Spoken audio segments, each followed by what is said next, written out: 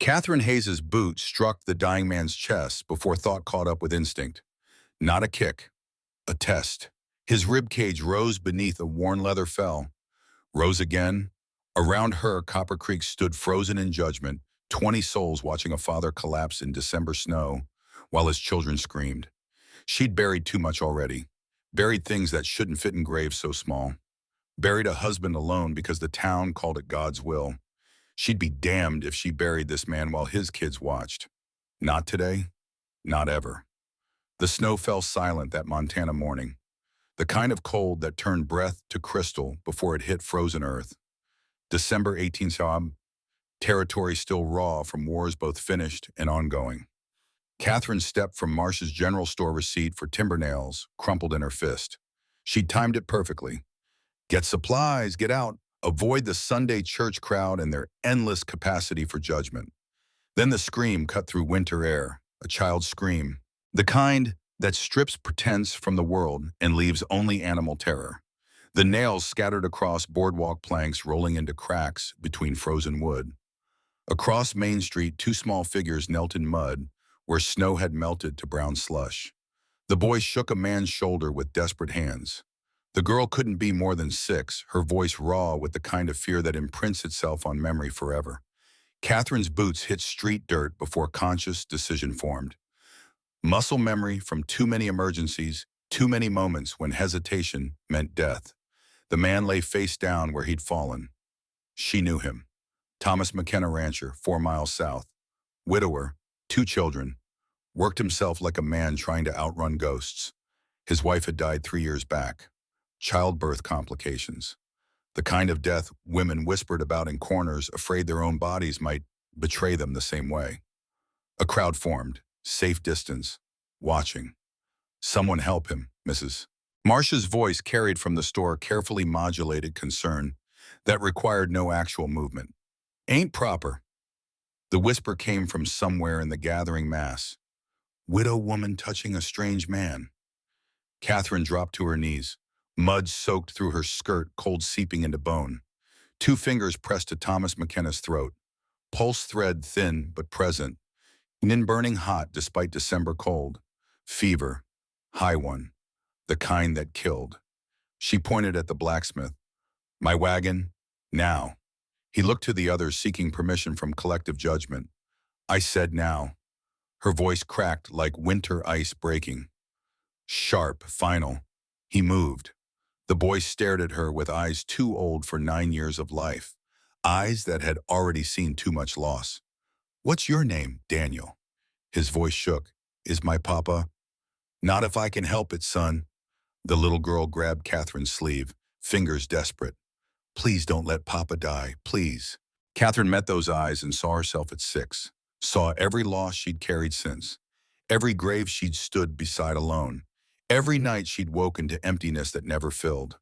I won't, child. I promise. The blacksmith brought the wagon.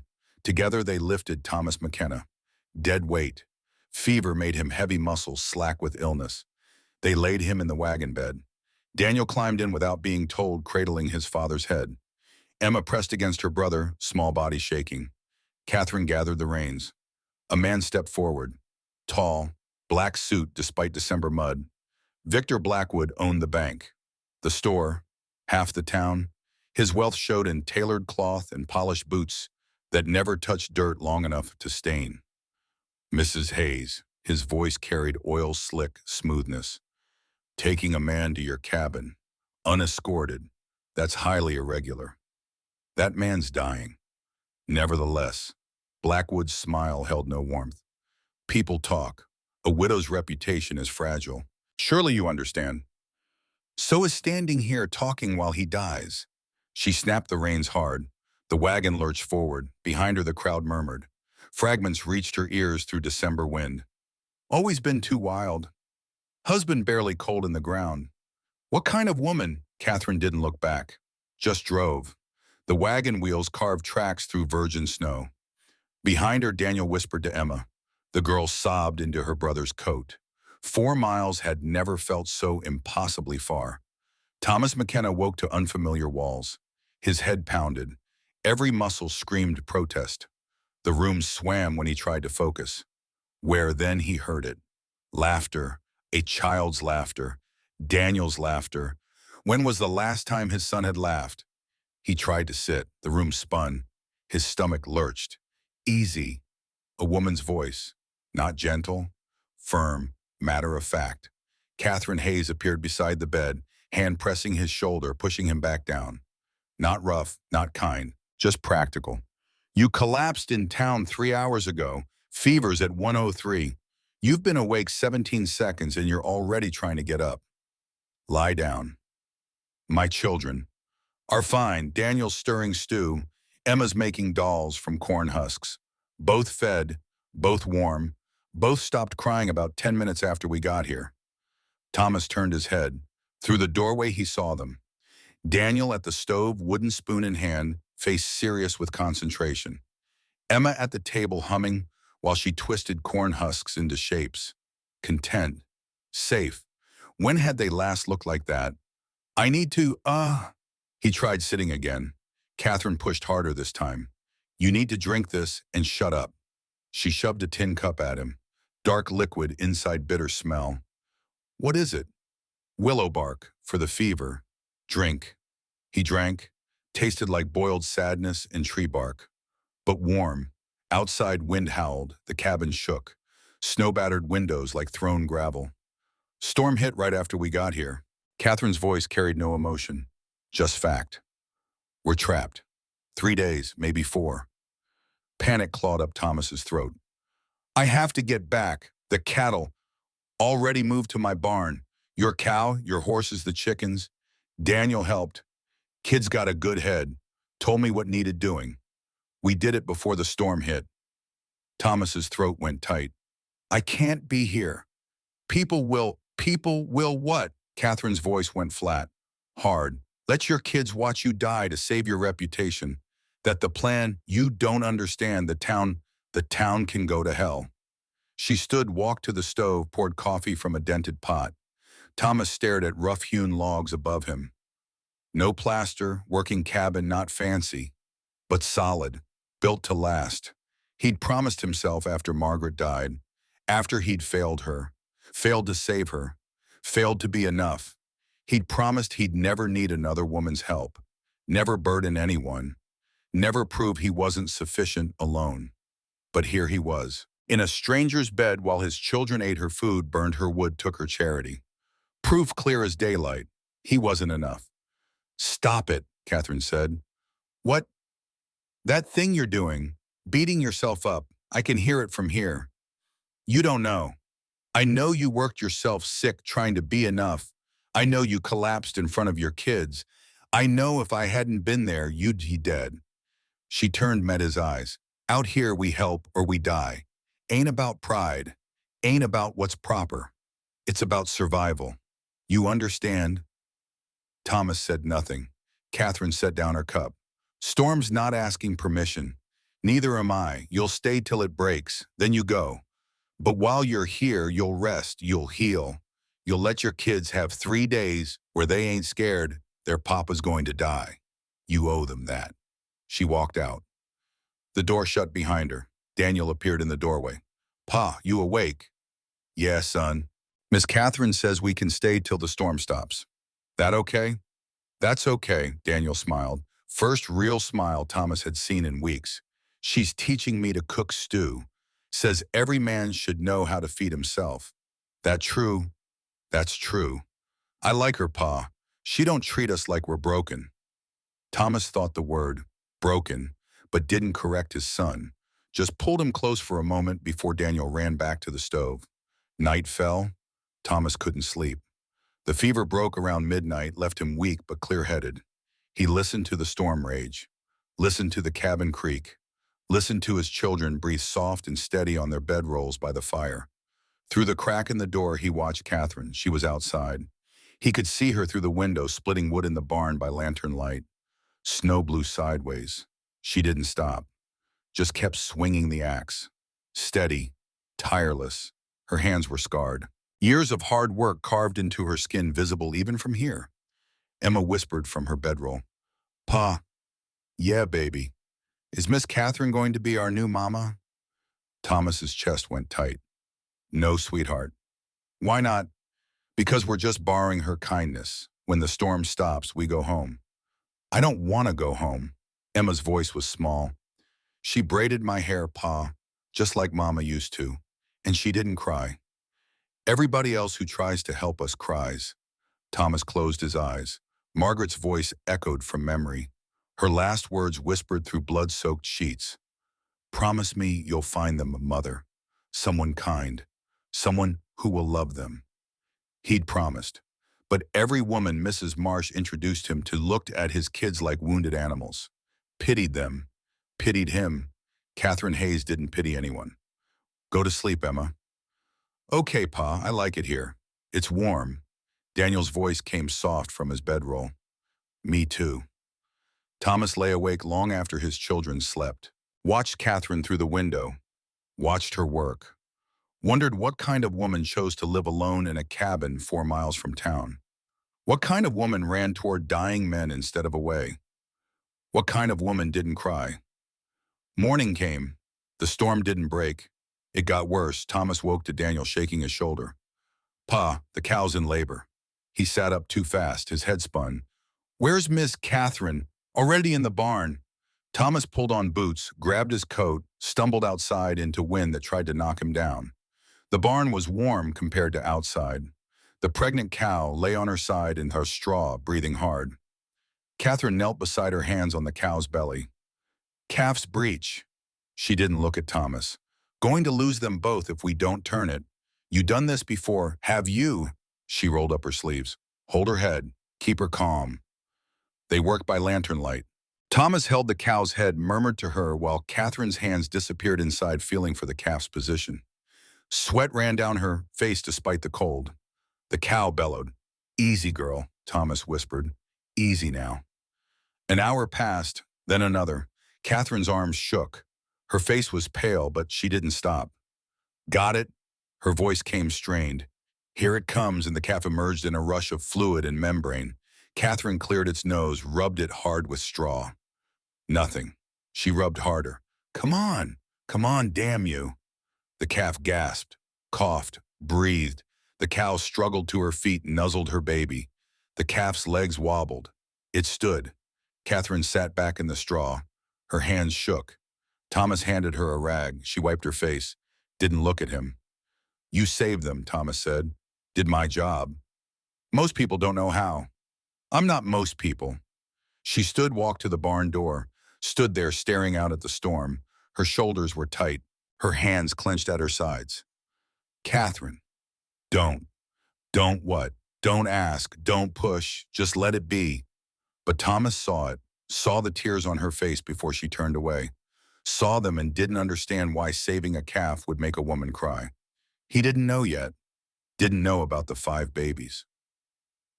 The 5 times she'd held silent children, the 5 tiny graves behind the cabin. 5 names she whispered when she thought no one listened. Thomas, Michael, Catherine Jr., Sarah, James. 5 babies who never drew breath. 5 times her body had betrayed her. 5 times the town had called it God's judgment. He'd learn. But not today. Today they stood in the barn while snow buried the world outside. Stood with a newborn calf between them, alive because of her. Because Catherine Hayes knew how to fight death and sometimes win. Thank you, Thomas said. Catherine didn't answer, just walked back into the storm. The storm broke at dawn. Pale sunlight filtered through windows. The world outside was white, silent, new. Thomas stood testing legs that were weak but steady. The fever was gone. We should go, he said. Catherine nodded. She packed food for them, bundled the children in extra blankets, moved efficient, professional, like a woman used to people leaving. Daniel hugged her, quick, awkward. Thank you, Miss Catherine. You're welcome, son. Emma grabbed Catherine's hand. Will we see you again? Catherine's face softened, just for a second. Reckon you will, child. Thomas lifted Emma into the wagon, looked back at Catherine standing on the porch. Wanted to say something, didn't know what. I'll be back, he finally said, to repay you. Don't owe me nothing. I do. Then don't die of pride. That's repayment enough. He drove away. Didn't look back. Couldn't. Behind him, Daniel whispered to Emma, I liked it there. Me too. Thomas said nothing, just drove. The wagon wheels broke trail through virgin snow. His children were safe. That's what mattered. He'd survived. They'd survived. But something had shifted, something he couldn't name yet, couldn't face. The town came into view. Copper Creek, his home, his prison. He wondered if Catherine Hayes was watching them go. Wondered if she stood on that porch until they disappeared. He'd never ask. But he thought maybe she did. 6 days passed. Thomas tried to focus on work. Cattle needed feeding. Fences needed mending. Life didn't stop just because you'd spent 3 days in a stranger's cabin remembering what warm felt like. But his hands wouldn't cooperate. He'd be hammering a fence post and suddenly remember Catherine's hands disappearing inside the cow. Catherine's tears she didn't think he saw. Catherine standing in the barn doorway, staring at nothing. Daniel asked about her every night. Can we visit Miss Catherine? We're not social people, son. We keep to ourselves. Yeah, but she helped us. That's different. How? Thomas didn't have an answer. Just went to bed angry at himself. On the 7th day he broke, loaded his father's toolbox into the wagon, added his best hammer, drove 4 miles through snow that still came up to wheel hubs. Catherine was on her porch when he arrived mending a bridle. Didn't look up when the wagon stopped. Came to repay you, Bime, Thomas said. Told you don't owe me. You need a new roof. Saw the leak over the kitchen. I'll get to it when spring. He gestured at the snow. That's 4 months. You'll have rot by then. Catherine's hands stilled on the bridle. You don't owe me charity. Not charity. It's how things work out here. We help each other. I don't need help. Everyone needs help.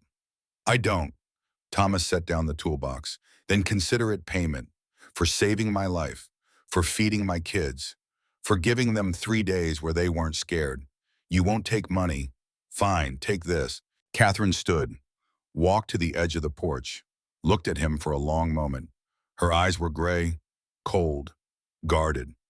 One condition, she said, name it. This makes us even. After you don't come back. You go back to your life. I go back to mine. No debt either way. Thomas should have agreed, should have said yes and kept his distance.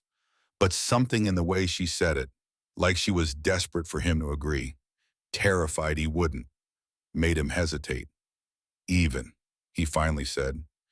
Catherine went inside, shut the door, but Thomas saw her watching through the window, saw her hands twist in her apron, saw something like fear on her face. He climbed onto the roof, started pulling up rotted shingles. Below, Catherine stood at her kitchen window, watched Thomas work. His movements were careful, skilled, like Michael's had been. Michael dead 2 winters, shot by claim jumpers. She'd found him in the snow, frozen, alone. The town had whispered she should have stopped him, should have kept him safe. Like his death was her fault. Like love was supposed to be a leash. She'd learned then. Let no one close. Need no one. Survive alone. But watching Thomas work made her chest hurt in a way she'd forgotten was possible. She crushed it down, turned away from the window. In the corner, Michael's mining helmet hung on a nail. She'd kept it there. Reminder, warning, don't love again, don't risk it, don't survive losing someone else. Outside, hammer blows echoed, steady as a heartbeat. Daniel and Emma arrived around noon, came running through the snow like puppies. Miss Catherine, Papa said we could visit while he works. Catherine stepped onto the porch. Did he now? Thomas climbed down from the roof. Thought they could help you with chores, if you need. Don't need help. Then they can sit and be quiet. I doubt that. Daniel grinned. I can stack firewood real good, and Emma can gather eggs. Chickens are mean today, Catherine warned. I ain't scared of chickens, Emma declared. Catherine almost smiled. Almost. Fine, firewood's by the barn. Chicken coop's out back. Don't get pecked. The children ran off. Catherine turned to go inside. Catherine, she stopped. Didn't turn around. Thank you, Thomas said, for not making them leave. Ain't their fault their father's stubborn. She went inside. But she watched through the window, watched Daniel stack wood with careful precision, watched Emma chase chickens laughing when they scattered, watched them be children, free, happy. When was the last time she'd heard children laugh in her yard? Never. She'd never carried a child long enough to hear it laugh. She turned away from the window, went to her bedroom, pulled a small wooden box from under the bed. Inside 5 tiny knitted caps, 5 pairs of booties, 5 names carved on pieces of wood. Thomas, Michael, Catherine Jr., Sarah, James, 5 babies, 5 funerals. 5 times she'd stood alone in the cemetery because the town said it was God's judgment, said she was cursed, said her womb was punishment for some sin she couldn't name. She closed the box, shoved it back under the bed. Outside, Daniel laughed. Emma squealed. Catherine pressed her forehead against the bedroom wall, closed her eyes. Don't get attached. They're not yours, they'll leave. Everyone leaves. Thomas worked till sunset. Got half the roof replaced. Good work. Solid. Would last years. As he climbed down, Catherine stepped onto the porch. Supper's ready. If you're staying, we should get back. I made extra. Waste to throw it out. She went inside. Thomas looked at his kids. They looked back with hopeful eyes. Please, Pa, Daniel asked. Inside. 1 meal. Then we go. They followed her inside. The cabin was warm. Stew bubbled on the stove. Fresh bread sat on the table. Nothing fancy, but it smelled like home. They ate. Catherine didn't talk much, but she listened. Daniel told her about school. Emma told her about the cat that hung around their barn. Thomas said nothing, just watched. Watched how Catherine cut Emma's meat without being asked. Watched how she refilled Daniel's bowl before he could ask. Watched how she moved around her cabin like a woman used to doing everything herself. After supper, Emma brought out her corn husk dolls. Miss Catherine, can you teach me to make hair for them? It's getting late, Thomas started. I can show her quick, Catherine said. She sat at the table. Emma climbed into the chair beside her. Catherine's hands moved fast, precise, braiding corn silk into doll hair. Like this, see? You make it look easy. Practice, that's all. Emma worked on her doll, tongue between her teeth, concentrating. Thomas watched, felt something crack open in his chest, something he'd kept locked tight since Margaret died. Daniel leaned against him, whispered, She's good with Emma, Pa. Yeah, son, she is. Mama would have liked her, I think. Thomas's throat closed. Yeah, I think she would have. They left when full dark came. Catherine walked them to the wagon. The night was cold, clear. Stars burned overhead like ice chips. Thank you for supper, Thomas said. Told you I made extra. I'll be back in a few days. Finish the roof. Catherine's face closed. Thought we were even. Roof's not done. I'll finish it. You'll fall and break your neck. Then I'll die doing my own work, better than owing. Thomas looked at her, saw the fear behind the pride, the walls she'd built brick by brick. I'm coming back, Catherine. Not because you owe me, because I owe you and I pay my debts. He drove away before she could argue. Behind him, Emma said, I like Miss Catherine, Pa. I know, baby. Do you like her? Thomas didn't answer, but the silence said enough.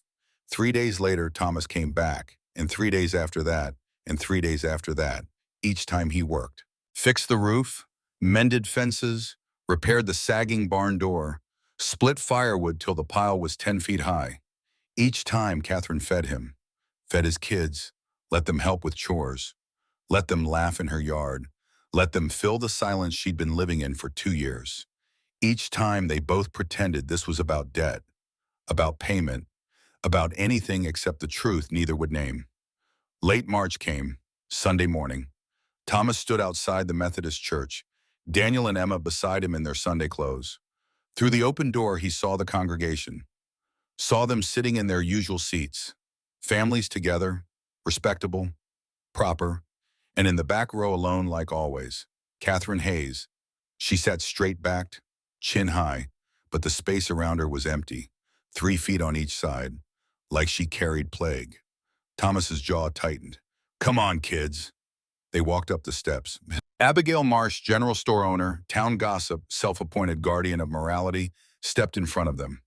Mr. McKenna, a word. Thomas looked at his children. Go inside, I'll be right there. They went. Thomas turned to Abigail. That Hayes woman. Abigail's voice was low, urgent. People are talking. People always talk. You've been seen at her cabin, multiple times. Alone. I've been fixing her roof. Mr. McKenna. Abigail touched his arm. I understand loneliness, I do. But that woman, she's not appropriate for a man with children. She's too hard, too independent, too what? Set in her ways. You need a proper wife. Someone soft, someone motherly. She smiled. Her teeth were white. Perfect. I've written to a widow in Denver. Lovely woman, educated, excellent with children. She arrives on the afternoon train next week. Thomas's blood ran cold. You did what? I'm helping you, dear man. Can't you see you need guidance? Your children need a proper mother. And Mrs. Hayes, well, everyone knows she's cursed. 5 dead babies, husband shot. Some women just attract tragedy. Thomas stepped back, away from her hand, away from her smile. Don't write that widow again. Don't speak about Catherine Hayes that way. Don't presume to know what my children need. Abigail's smile faltered. Mr. McKenna, we're done here. He walked inside. The church was full. Reverend Morrison stood at the pulpit, Bible open. The congregation settled into seats. Thomas walked down the center aisle, past the respectable families, past Victor Blackwood in his black suit, past the miners and ranchers and shopkeepers. He reached the back row, reached Catherine.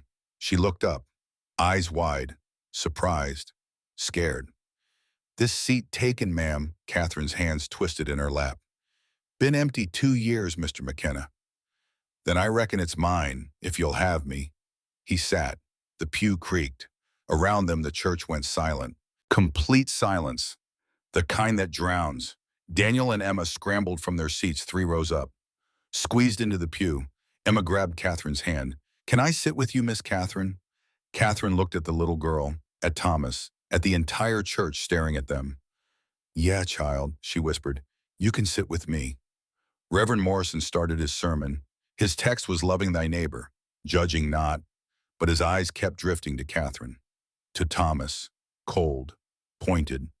We must ask ourselves, the Reverend said, what example we set in our choices, in our associations, in who we allow into our lives and the lives of our children. Murmurs rippled through the congregation. Some claimed charity. The Reverend continued, claim Christian duty, but true charity must be proper, must be decent, must not cause others to stumble. Thomas felt Catherine stiffen beside him, felt her preparing to leave, to stand and walk out and never come back. He reached over, took her hand. She froze. Don't, he whispered. Don't give them what they want. They want me gone. Then we stay. She looked at him, gray eyes searching. Why? Because they're wrong and we're not. Catherine's hand trembled in his, but she didn't pull away, didn't leave, just sat there while the Reverend preached judgment and the congregation whispered. Daniel leaned against her. Emma held her other hand. Thomas kept his hand over hers. And for the first time in 2 years, Catherine Hayes wasn't alone in church. The service ended. People filed out fast, avoiding eye contact, rushing past like Catherine might be contagious. But one man stopped. Dr. Samuel Porter, old country doctor, wife dead from consumption 3 years back. He tried to deliver all 5 of Catherine's babies. He shook Thomas's hand, squeezed tight. Took courage, son. Just sitting in church, Doc. You know it's more than that. Dr. Porter looked at Catherine. Mrs. Hayes, good to see you. Don't let them drive you out. They've been trying for years, Doc. Ain't worked yet. Dr. Porter smiled, sad, knowing. Good. Keep fighting. He left. Outside, spring sun was warm. First real warmth since winter. Catherine breathed deep. Her shoulders loosened. Then a shadow fell across them. Victor Blackwood, tall in his black suit, face unreadable. Mrs. Hayes, a word. Thomas stepped forward. Whatever you need to say. This is between me and Mrs. Hayes. Blackwood's eyes were cold, flat. Your mortgage, ma'am, it's 3 months overdue. Catherine's face went white. I'll have payment next month. The timber. I'm afraid next month won't do. The bank requires payment within 30 days, or I foreclose. 30 days, unless... Blackwood paused, smiled. It didn't reach his eyes. Unless you'd consider my previous offer. Thomas looked between them. What offer? Catherine's hands clenched. Nothing. Marriage, Mr. McKenna, Blackwood said. I offered Mrs. Hayes marriage, full debt forgiveness, respectability, security. All she has to do is accept. Thomas's blood turned to ice. Blackwood turned to Catherine. Think carefully, Mrs. Hayes. 30 days. Then your land is mine. He walked away. Thomas turned to Catherine.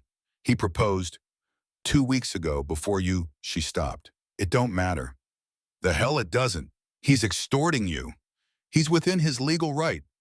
Catherine, don't, her voice cracked. Just don't.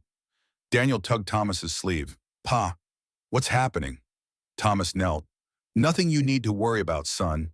But Emma looked at Catherine. At the tears Catherine was fighting. Why is Mr. Blackwood so mean? Catherine touched Emma's hair. Because some men don't know how to be anything else, sweetheart. They drove Catherine home. The ride was silent. When they reached her cabin, she climbed down fast. Thank you for the ride. Catherine, wait. I said thank you. She walked inside, shut the door. Thomas heard the bolt slide home. Daniel looked up at him. We're going to help her, right, Pa? Thomas stared at the closed door, at the cabin that would be taken from her in 30 days, at the woman who'd saved his life and asked for nothing in return. Yeah, son, we're going to help her. How high? Thomas didn't know yet, but he'd find a way. He had to. That night, Thomas couldn't sleep. He lay in bed staring at ceiling beams thinking. 30 days. Catherine had 30 days. He could offer to pay her mortgage, but she'd refuse. Pride wouldn't let her take charity. He could offer collateral, put up his ranch as guarantee. But that would ruin him if she couldn't pay. His kids would suffer. The sensible thing was to let her go, let her lose the cabin, move back east, find family.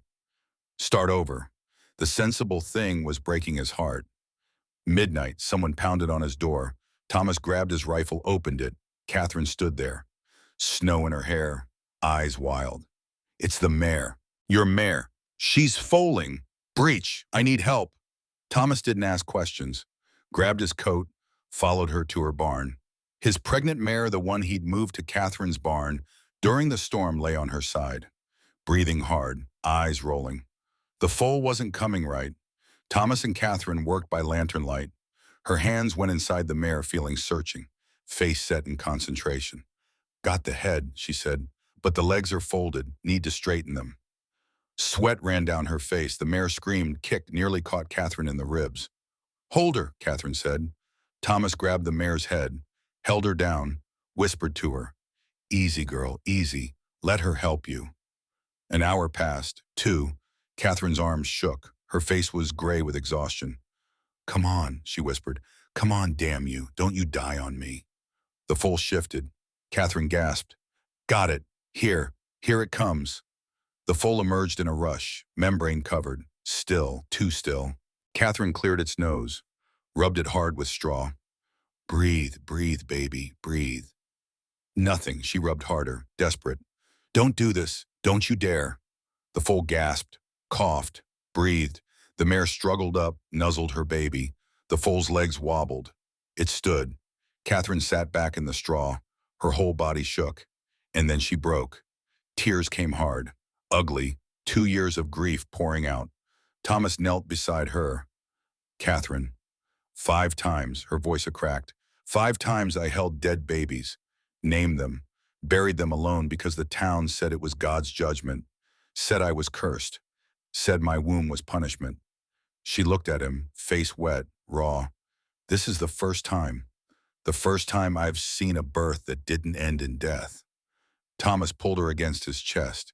She fought for a second, then collapsed, sobbed into his coat like a woman who'd forgotten how to cry. I'm so sorry, Thomas whispered. God, Catherine, I'm so sorry. Michael wanted children so bad, and I kept losing them, kept burying them. And then he died, and I was alone, and everyone said it was my fault, said I killed them, killed him, said I was cursed and God was punishing me. And I believe them, Thomas. I believe them. You're not cursed. Then why? Why did they all die? Why did Michael die? Why does everyone I love? She stopped, clapped a hand over her mouth. Thomas pulled back, looked at her. Everyone you love, Catherine shook her head, tried to pull away. I didn't mean Catherine. He cupped her face, made her look at him. Everyone you love. She closed her eyes. Don't make me say it. Why must? Because you'll leave. Everyone leaves. I'm not leaving.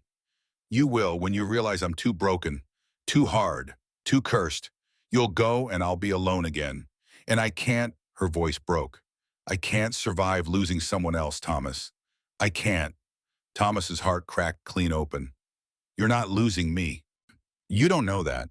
Yes, I do. He took her hands, held them tight. My wife's last words were, promise me you'll find them a mother. I promised. And I've been trying, been looking for someone who looked right, acted right, someone proper and soft and everything the town says a mother should be. I'm none of those things. No, you're not. He smiled, sad, real. You're strong where I'm weak. You make my kids laugh. You don't need me for a damn thing, but you help anyway. You're not a replacement for Margaret Catherine. You're the answer to her prayer. She wanted them loved. You love them. I do. Catherine's tears fell fresh. God help me, I do. And I love... She stopped. Couldn't say it. Thomas said it for her. I love you too. Catherine looked at him, eyes wide, searching. You can't. You barely know me. I know you dove into that storm to save my daughter's horse.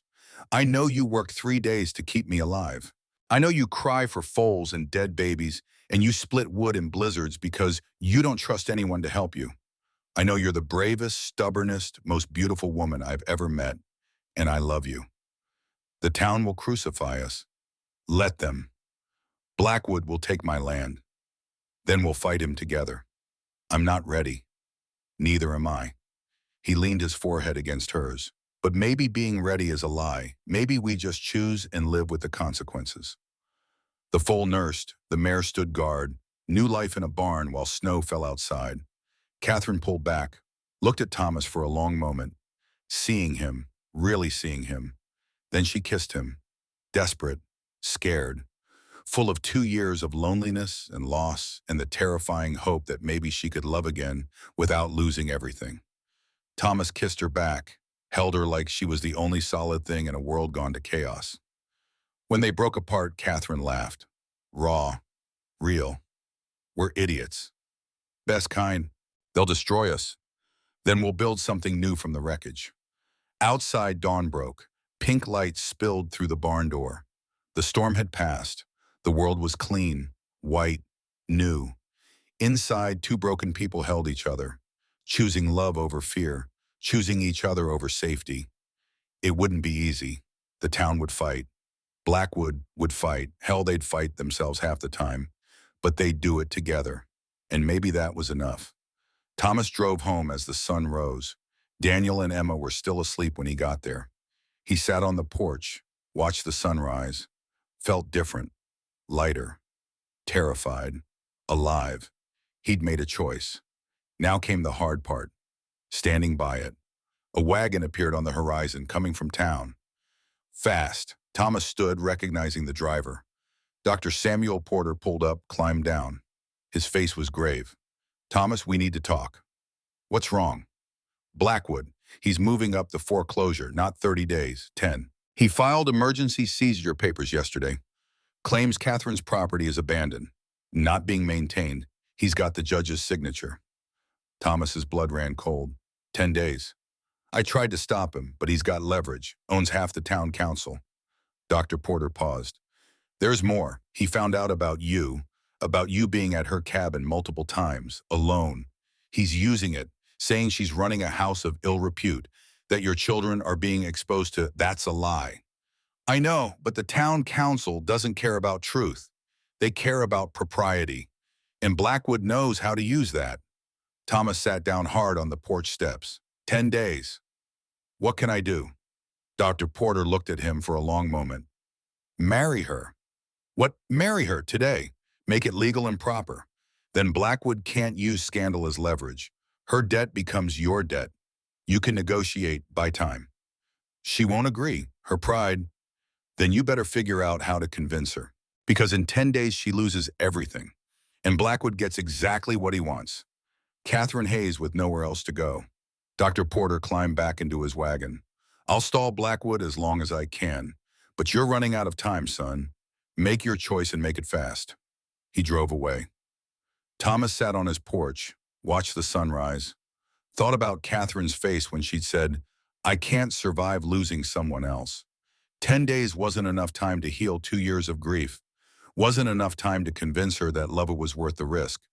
But it was all they had. He stood, walked inside, woke his kids. Get dressed. We're going to Miss Catherine's. Why? Daniel asked, sleep blurred. Because we're going to ask her a question and pray she says yes. Catherine was splitting wood when she saw the wagon coming. 3 figures, Thomas and his kids, sun barely up, and here they came like the devil was chasing them.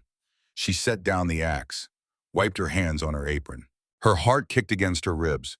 Last night in the barn, the kiss, the confession, the terrifying admission that she loved him, felt like a fever dream in daylight. Thomas pulled up, climbed down. His face was set, determined, scared. We need to talk about last night. Blackwood moved up the foreclosure. 10 days, Catherine. Not 30. 10. The world tilted. He can't. He filed emergency seizure, claims your property is abandoned, not maintained. He's got the judge's signature. Catherine's legs went weak. She sat down hard on the porch step. 10 days. In 10 days, you'll have nothing, nowhere to go. Thomas knelt in front of her, took her hands. Marry me. She looked at him, at his face, at the fear and hope mixed there. What'll marry me today, make it legal, then Blackwood can't use scandal, can't claim impropriety, your debt becomes mine. We can fight him together. Thomas, I know it's fast, I know you're scared. Hell, I'm terrified. But we're out of time. Daniel stepped forward. Please, Miss Catherine, we don't want you to go. Emma grabbed her hand. Marry Papa, then you can live with us forever. Catherine looked at the children, at their faces, at the hope there, the love. I can't ask you to ruin yourself for me, she said to Thomas. If I can't pay, if the timber money doesn't come through, you'll lose your ranch. Your kids will suffer. Then we'll all suffer together, better than you suffering alone. That's not Catherine's poem. His voice was firm. I'm not asking you to let me save you. I'm asking you to save me, to save all of us, because a family that fights together has a chance. A person fighting alone has none. She closed her eyes, felt tears coming. You don't love me. Not really. You think you do, but don't tell me what I feel. And Thomas's voice was gentle, hard. I've buried a wife, raised 2 kids alone, worked myself half to death, trying to be enough. And I wasn't. Not until you.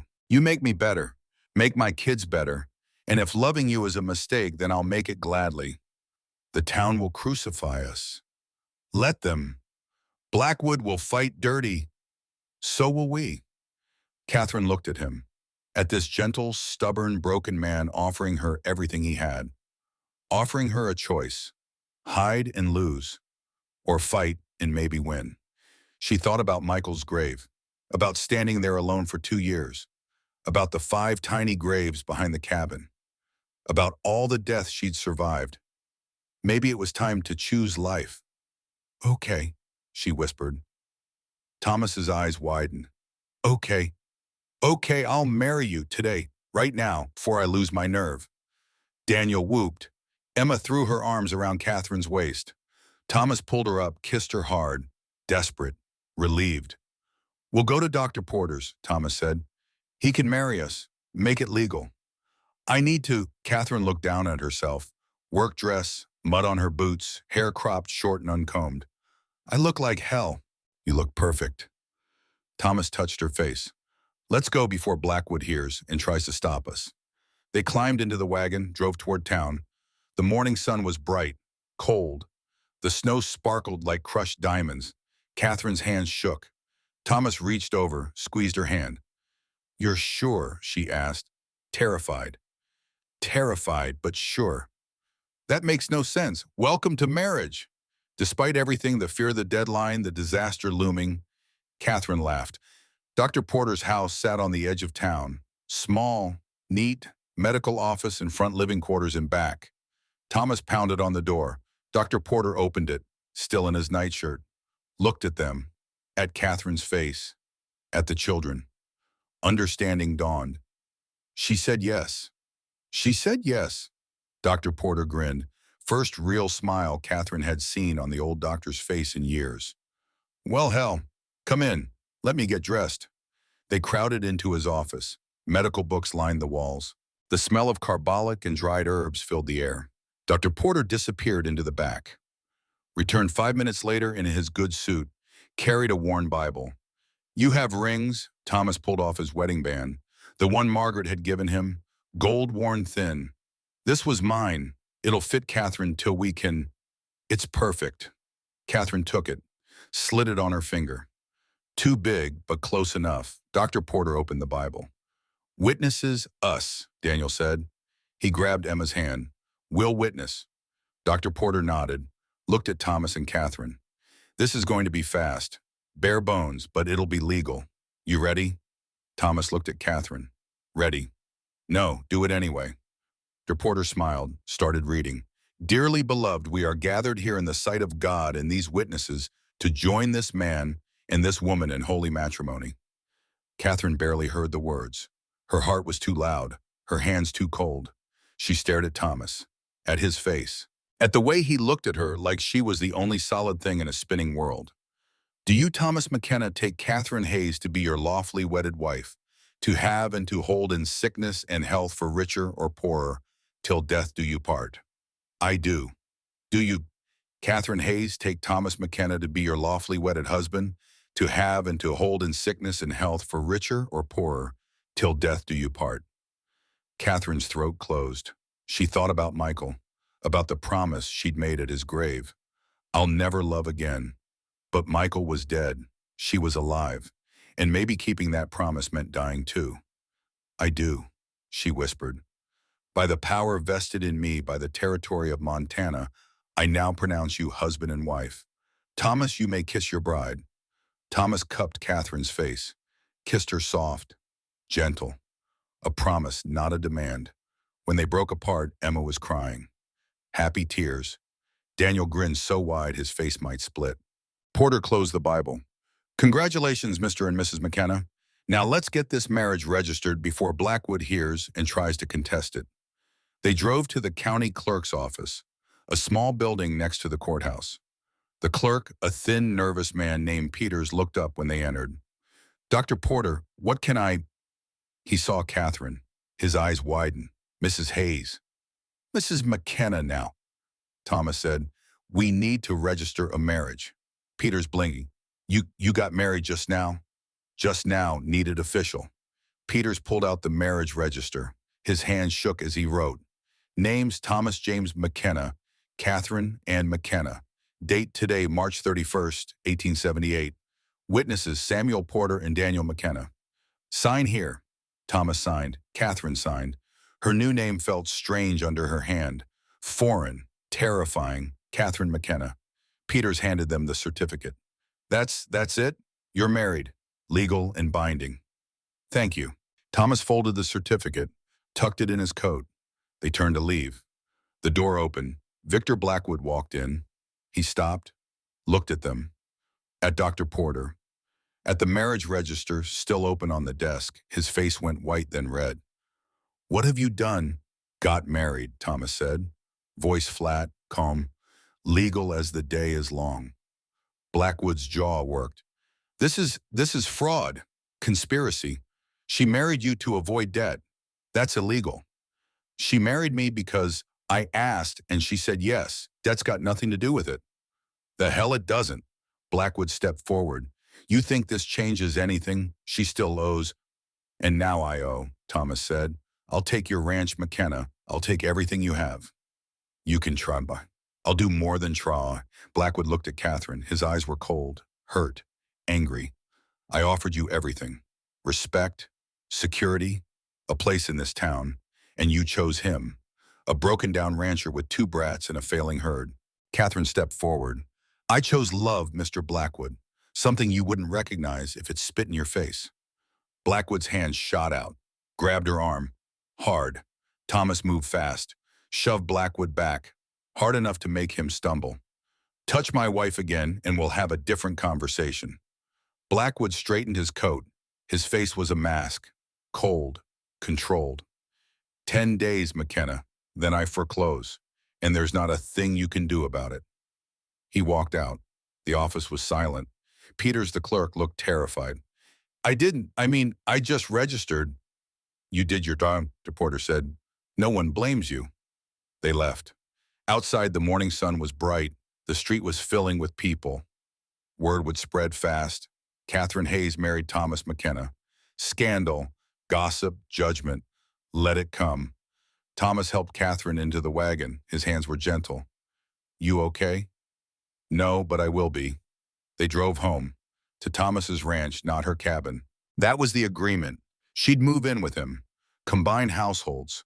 Face whatever came as a family. The ranch was modest, main house, barn, corral for cattle. Everything needed work. Paint peeling, fences sagging. But it was solid, built to last. Daniel and Emma ran inside ahead of them. Thomas helped Catherine down from the wagon. Welcome home, Mrs. McKenna. Catherine looked at the house, at the home she'd just agreed to share. Feels strange. It'll get stranger before it gets easier. You're full of comfort. I'm full of truth. He squeezed her hand. Come on, let's get you settled. Inside the house was clean but sparse. Men's furniture, no curtains, no softness, just function. Emma grabbed Catherine's hand. You can sleep in Mama's room with Papa. Is that okay?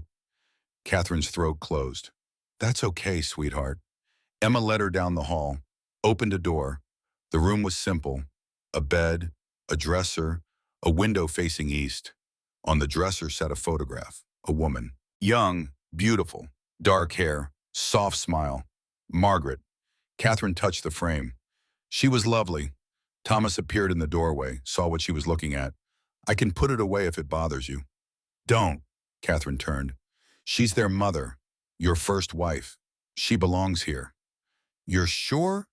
I'm not replacing her, Thomas. She struggled for words. I'm just the next chapter. She gets to stay in the story. Thomas crossed to her, pulled her close. How are you this smart? I'm not. I'm terrified and making it up as I go. That's the definition of smart. He kissed her forehead, left her to settle in. Catherine stood alone in the room. In Margaret's room, in her room now. She opened the dresser, found it empty. Thomas had cleared it, made space. She unpacked her few belongings, 2 dresses, a spare apron, Michael's mining helmet. She set the helmet on the dresser next to Margaret's photograph. 2 ghosts, 2 lives, 2 loves that ended in grief. But maybe that was okay. Maybe the dead could coexist with the living. Maybe moving forward didn't mean forgetting. She lay down on the bed, just for a moment. The mattress was soft, softer than her cabins. She closed her eyes, slept. She woke to voices. Afternoon sun slanted through the window. She'd slept for hours. Catherine sat up. Her head felt thick, her mouth dry. She walked to the kitchen. Thomas stood at the stove cooking something that smelled like burnt beans. Daniel set the table. Emma folded napkins with intense concentration. They looked like a family, almost. You're awake, Thomas said. I was going to wake you for lunch, but you looked peaceful. Catherine crossed to the stove, looked at what he was cooking, winced. That's bad. I know, I can't cook worth a damn. Move. She took the spoon, stirred, added water, salt, scraped the burnt bits off the bottom. How have you survived? We eat a lot of jerky. That explains why Daniel's so thin. She tasted. Still bad, but fixable. Get me an onion and bacon if you have it. Thomas found both. Catherine worked. Within 20 minutes, the beans were edible. She fried bacon, made cornbread from the supplies in the pantry. They sat down to eat. The first meal as a family. Daniel shoveled food in like he was starving. Emma ate slow, watching Catherine with wide eyes. This is good, Mama Catherine, Emma said. Catherine froze, spoon halfway to her mouth. What did you call me? Emma's face crumpled. I'm sorry, I didn't mean, should I not? No. Catherine's eyes filled. No, sweetheart. You can call me that if you want. Really? Really? Emma beamed, went back to eating. Across the table, Thomas watched Catherine. His face was soft, grateful, scared. They were married, they were a family, and they had 9 days left to figure out how to survive. That night, after the kids were in bed, Thomas and Catherine sat at the kitchen table. Papers spread between them. Mortgage documents, bank statements, letters from creditors. How bad is it? Catherine asked. Bad. Your cabin's mortgaged for $800. I've got 500 in savings. We need 300 more. The timber money won't come for 6 weeks. Too late. Catherine pressed her hands to her face. So we're ruined. Not yet. Thomas pulled out another paper. My ranch is worth about $2,000. I can use it as collateral. Negotiate a payment plan with Blackwood. He won't negotiate. He wants me gone. Then we go over his head. There's a territorial judge who comes through in 2 weeks. We can appeal, show the marriage is legitimate, show we're trying to pay, ask for an extension. 2 weeks is past the deadline. So we stall, make Blackwood wait for the judge. How? Thomas smiled, grim. Dr. Porter knows things about Blackwood, things Blackwood wouldn't want public. Catherine looked at him. You're talking about blackmail. I'm talking about leverage. That's the same thing. Then yes, I'm talking about blackmail. Thomas leaned forward. I will do whatever it takes to keep you safe, to keep this family together. If that makes me a bad man, fine. I'll be a bad man. Catherine reached across the table, took his hand. You're not a bad man. You're a desperate one. There's a difference, is there? I hope so, otherwise we're both damned. They sat in silence. The lamp flickered. Outside, wind rattled the windows. I'm scared, Catherine whispered. Me too. What if we lose everything? Then we'll start over somewhere else. Montana's big. We'll find land, build again. With what money? With our hands, our backs. Same way we've always survived. He squeezed her hand. We're tougher than Blackwood, Catherine. Tougher than this town. And we're together. That counts for something. Catherine wanted to believe him, wanted to believe love was enough, but she'd loved before. Loved Michael. Loved 5 babies who'd never drawn breath. Love hadn't saved any of them. But maybe this time was different. Maybe fighting together changed the odds. Or maybe they'd lose everything and she'd survive one more loss. One more grave to dig. She pushed the thought away. Stood. I'm going to bed. I'll be there soon. Just need to finish these numbers. Catherine walked to the bedroom, stood in the doorway, looked at the bed, at Margaret's photograph, at Michael's helmet beside it. 2 ghosts watching her climb into bed with a man she'd married out of desperation and chosen out of hope. She undressed, put on her nightgown, slid under the covers. The sheets were cold. She waited. Thomas came in 20 minutes later, undressed in the dark, slid in beside her, kept a respectful distance. Thomas, yeah, you can touch me, we're married. I know, just didn't want to presume. Catherine rolled over, faced him. In the dark, she could barely see his face, just the outline, the shape of him. I'm scared of this, she said. Of us, of needing someone again, of losing you like I lost Michael. I'm scared too. Of what? Of not being enough again, of failing you like I failed Margaret. They lay there, 2 scared, broken people trying to figure out how to be whole. Catherine moved closer, put her head on his chest, felt his heartbeat, steady, strong. Thomas's arm came around her, held her. They slept like that, holding each other against the dark, against the fear, against whatever was coming. It wasn't perfect, it wasn't even comfortable, but it was real, and real was all they had. Morning came, someone was pounding on the door. Thomas stumbled out of bed, grabbed his pants. Catherine followed, pulling on her robe. Thomas opened the door. Abigail Marsh stood there. Behind her, half the town, maybe 20 people, all staring, all judging. Mr. McKenna, Abigail's voice was cold, formal.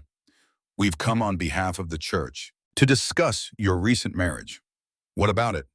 It's unseemly, rushed. The congregation feels we feel that it sets a poor example for the children. The children are fine. Nevertheless, Abigail pushed past him into the house.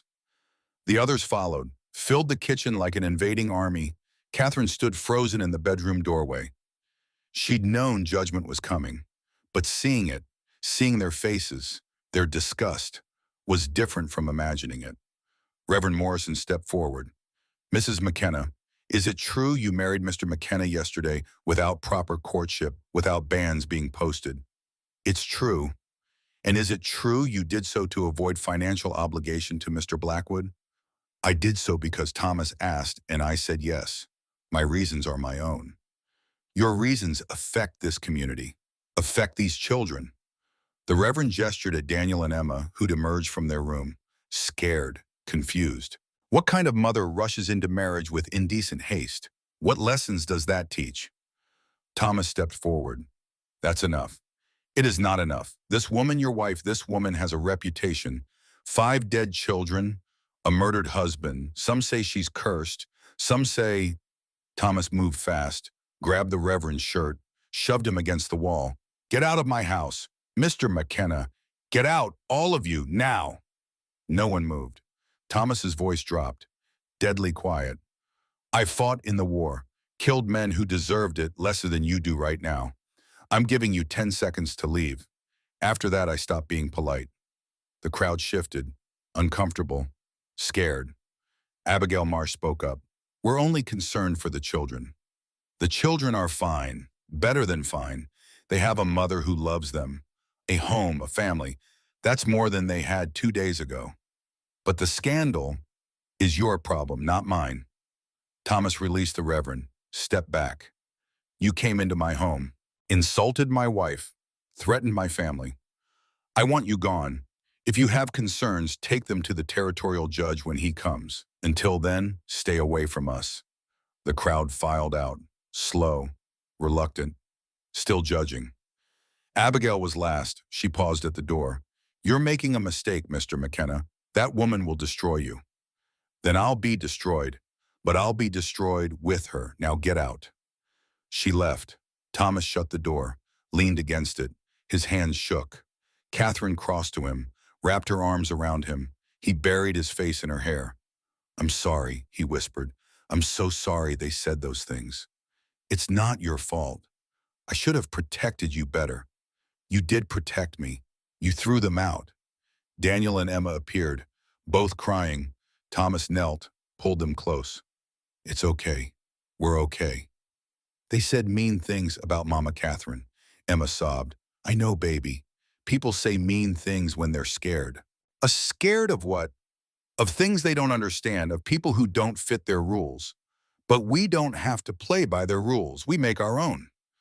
Daniel wiped his eyes. Are we going to be okay, Peekball? Thomas looked at Catherine. She looked back. Neither of them knew the answer. But they couldn't say that to the kids. We're going to fight, Thomas said. And fighting's all we can do. But we'll do it together. All 4 of us. Okay, Pa. They spent the rest of the morning trying to pretend everything was normal. Catherine made breakfast. Thomas worked on fences. The kids did chores, but the fear hung in the air like smoke. Choking, inescapable. That afternoon, a wagon arrived. Catherine looked out the window, saw a woman she didn't know, young, pretty, well-dressed. Beside the wagon stood Victor Blackwood, smiling. Thomas came out of the barn, saw them. His face went pale. Catherine walked outside, stood beside him. The woman climbed down from the wagon, extended her hand. Mr. McKenna, I'm Margaret Ashford from Denver. Mrs. Marsh wrote to me about... She stopped, saw Catherine, saw the way Thomas stood close to her. Understanding dawned. Oh, I see. She didn't mention you were married. Yesterday, Thomas said. Margaret's face fell. I see. Then I've traveled all this way for nothing. I'm sorry. I didn't know Abigail had... It's not your fault. Margaret climbed back into the wagon. I hope you'll be happy, Mr. McKenna. Both of you. She drove away. Blackwood stayed, watching, His smile was cold. Well played, McKenna. Marry her to avoid scandal. Clever. But it doesn't change the debt. 9 days. Then I take everything. He walked away. Thomas turned to Catherine. He brought her here to humiliate us. To show the town. I know what he was doing. Catherine's voice was flat, tired. And it worked. Everyone saw. Everyone knows you were supposed to marry her. That you married me out of desperation. That's not, isn't it? She looked at him. Be honest, Thomas. If I didn't have the mortgage problem, would you have married me yesterday? Would you have rushed it? Thomas opened his mouth, closed it. I don't know. Maybe not yesterday, but eventually, yes. Eventually is not the same as yesterday. No, it's not. But yesterday is what we got, and I don't regret it. You will, when you lose your ranch, when your kids hate you for choosing me over their security. They don't hate you, they love you. Today, what about tomorrow, next week, when we're homeless and desperate, and it's all my fault? Thomas grabbed her shoulders, made her look at him. Stop. Stop doing this. Stop borrowing tomorrow's disasters. We have enough in today. Catherine pulled away. I need to be alone. She walked toward the barn. Thomas didn't follow, just stood there, watching her go, knowing she was right, knowing they'd rush this, knowing the consequences were coming, whether they were ready or not. Inside the barn, Catherine sat in the straw, put her head in her hands, cried. She'd survived so much, buried so much. And now she dragged Thomas and his kids into her disaster. They'd lose everything because of her. And she'd survive that too. She always survived. Sometimes survival felt like the cruelest punishment of all. Outside, the sun moved across the sky.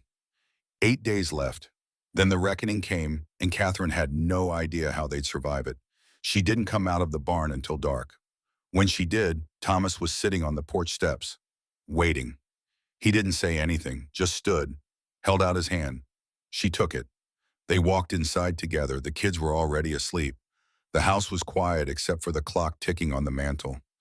Each tick a second closer to losing everything. I talked to Dr. Porter, Thomas said. He's willing to testify about Blackwood. Testify to what? His wife. Eleanor. She didn't die of natural causes. Catherine turned to look at him. What are you saying? Laudanum overdose. Dr. Porter treated her for months before she died. Blackwood was difficult, controlling. Eleanor told the Porter things she was afraid to tell anyone else. You think Blackwood killed her? I think he made her life so miserable she wanted to die.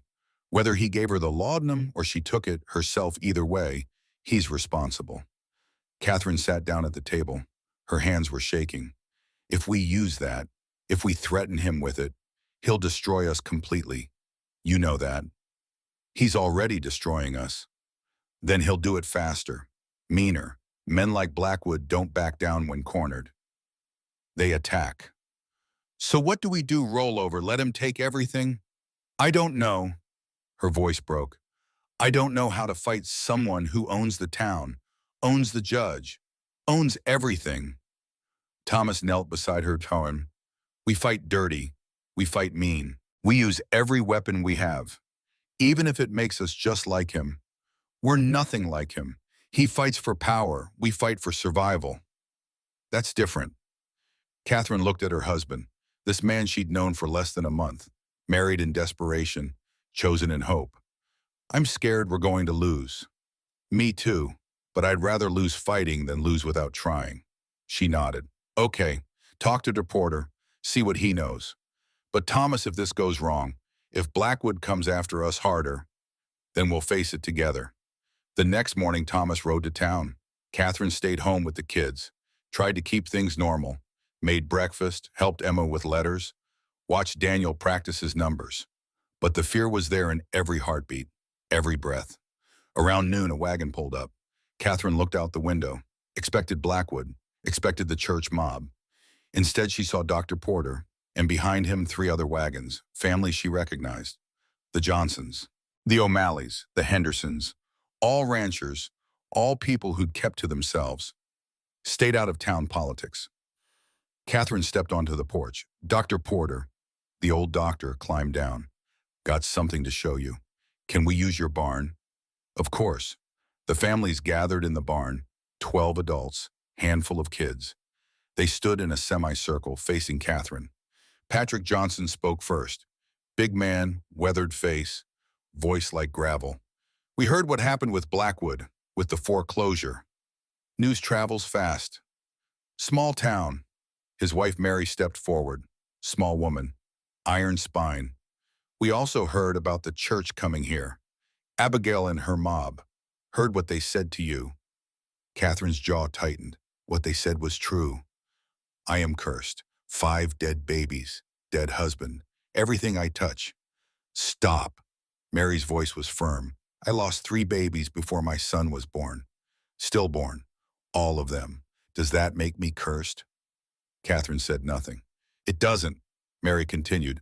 It makes me a woman living on the frontier where half of all babies die before they're a year old, where infection kills strong men, where winters kill cattle and drought kills crops. And sometimes we all die, and there ain't no curse about it. It's just life. Benjamin Henderson stepped forward. My wife died in childbirth. Sarah. Best woman I ever knew. Town whispered I'd worked her too hard. Didn't get the doctor fast enough. Blamed me. He paused. They were wrong, just like they're wrong about you. Dr. Porter spoke up. Blackwood holds mortgages on half the ranches out here. Forecloses when he feels like it. Buys land cheap, resells high. He's been doing it for years. We've been too scared to fight back. But if you fight him, if you and Thomas stand up, we'll stand with you. Catherine's throat closed. You don't know what you're offering. Blackwood will come after all of you. Let him, Patrick said. We're tired of living scared. Mary pulled out a cloth bag, dropped it on a hay bale. It clinked. $300 from all of us. It's what you need for the mortgage, ain't it? Catherine stared at the bag. I can't take that. We need Blackwood to know he can't pick us off one by one. You and Thomas are the first ones to fight back. That makes you worth saving. But if I can't pay you back, then you can't. We'll survive. Benjamin's face was hard, kind. This ain't charity, Mrs. McKenna. This is war, and we're choosing sides. Catherine looked at the faces around her, at the people she'd thought hated her, judged her. Turns out they'd just been waiting for someone to throw the first punch. Thank you, she whispered. I don't know how to. Don't need thanks, just need you to keep fighting. They left one by one, wagons rolling back toward their own ranches, their own problems. But lighter somehow, united. Dr. Porter stayed behind. There's something else, something I need to tell you about Blackwood. Thomas mentioned about Eleanor. It's worse than he knows. Dr. Porter's face was grave. Eleanor came to me 2 weeks before she died, showed me bruises on her ribs, her arms, said Blackwood hit her when she argued, when she didn't obey fast enough. Catherine's hands clenched. Did you report it? To who Blackwood owns the sheriff, owns the judge. I documented it in my records, but I couldn't stop it. His voice cracked. She died 2 weeks later. Laudanum overdose. Official ruling was accidental. But Eleanor told me the day before she died. She said, if something happens to me, make sure people know it wasn't an accident. You think he killed her? I think he drove her to it. Same thing in my book. Dr. Porter pulled out a leather journal. These are my medical notes. Eleanor's appointments, her injuries, her words. If we need leverage against Blackwood, this is it. He'll come after you. I'm 73 years old. Wife's dead. No kids. What's he going to do to me that time won't do anyway? Porter smiled. Tired. Sometimes you get old enough that fear stops mattering. I'm there about this. Catherine took the journal, held it like the weapon it was. Thank you, Doc. Thank your husband. He's the one who asked me to dig up the past. I just kept good records. After Dr. Porter left, Catherine sat in the barn with the bag of money and the journal. $300, proof of abuse, 2 weapons that might save them or might get them all killed. Thomas came home at sunset, saw the pound, saw the journal, saw Catherine's face. They came. Patrick Johnson, Mary O'Malley, all of them, gave us the money. Thomas sat down hard on a hay bale. I can't believe they They're tired of Blackwood. We're just the excuse they needed to fight back. Did Porter? Catherine handed him the journal. Read. Thomas read. His face went pale, then red, then hard as stone. He beat her, drove her to suicide. Porter thinks so. We have to take this to the territorial judge. Show him what kind of man Blackwood is. The judge won't come for another week. We have 8 days until foreclosure. Then we stall. We take this to the town council tomorrow. Make them see. The town council is full of Blackwood's friends. Not all of them. Some are just scared. If we show them this, if we make them choose between Blackwood and justice, they'll choose Blackwood. He has power. We have paper. Thomas stood, started pacing. Then what do we do? Just wait. Just let him win. No. Catherine stood. We make him an offer. We give him the $300. Show him we can pay. Ask for an extension until the timber money comes in. He won't accept. Maybe not, but we try the peaceful way first. Then if he refuses, we use the journal. We threaten to make Eleanor's story public, to ruin him the way he's trying to ruin us. Thomas stopped pacing. That's blackmail. That's survival. They looked at each other, two people who'd never wanted to be fighters, who just wanted to live quiet lives, raise families, work the land. But the land didn't let you stay quiet. Neither did men like Victor Blackwood. Okay, Thomas said. Tomorrow morning, we go to the bank. We try it your way. If he refuses, we do it mine. That night, Catherine couldn't sleep. She lay beside Thomas, listening to him breathe, thinking about tomorrow, about confronting Blackwood, about the journal and what it meant. Eleanor Blackwood had been her age, had suffered alone, had died alone because no one fought for her. Catherine wouldn't let that happen again. Not to herself, not to anyone. Around midnight, Emma screamed. Catherine and Thomas bolted out of bed, ran to the kids' room. Emma was sitting up, crying. Daniel tried to comfort her, but she just kept crying. Sweetheart, what's wrong? Catherine knelt beside the bed. I had a bad dream. They took you away, the people from church. They said you were bad, and they took you, and Papa couldn't stop them. And I was alone again. Catherine pulled the little girl into her arms. I'm here. I'm not going anywhere. Promise. I promise. Mama Margaret promised too. Then she died. Thomas knelt beside them.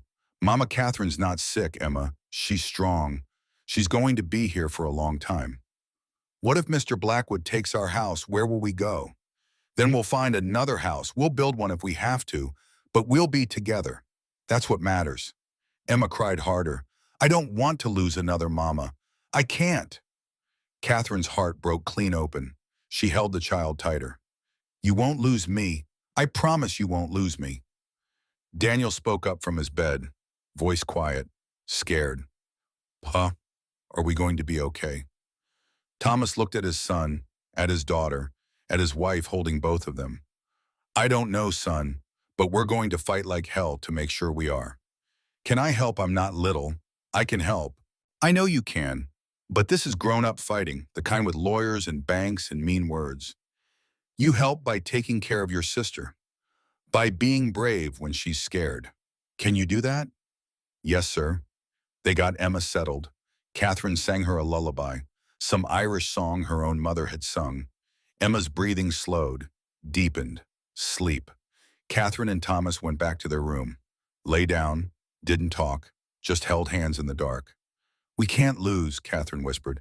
Those kids can't survive another loss. I know. So we do whatever it takes. We lie, we cheat, we blackmail, whatever keeps them safe. Agreed. They fell asleep like that.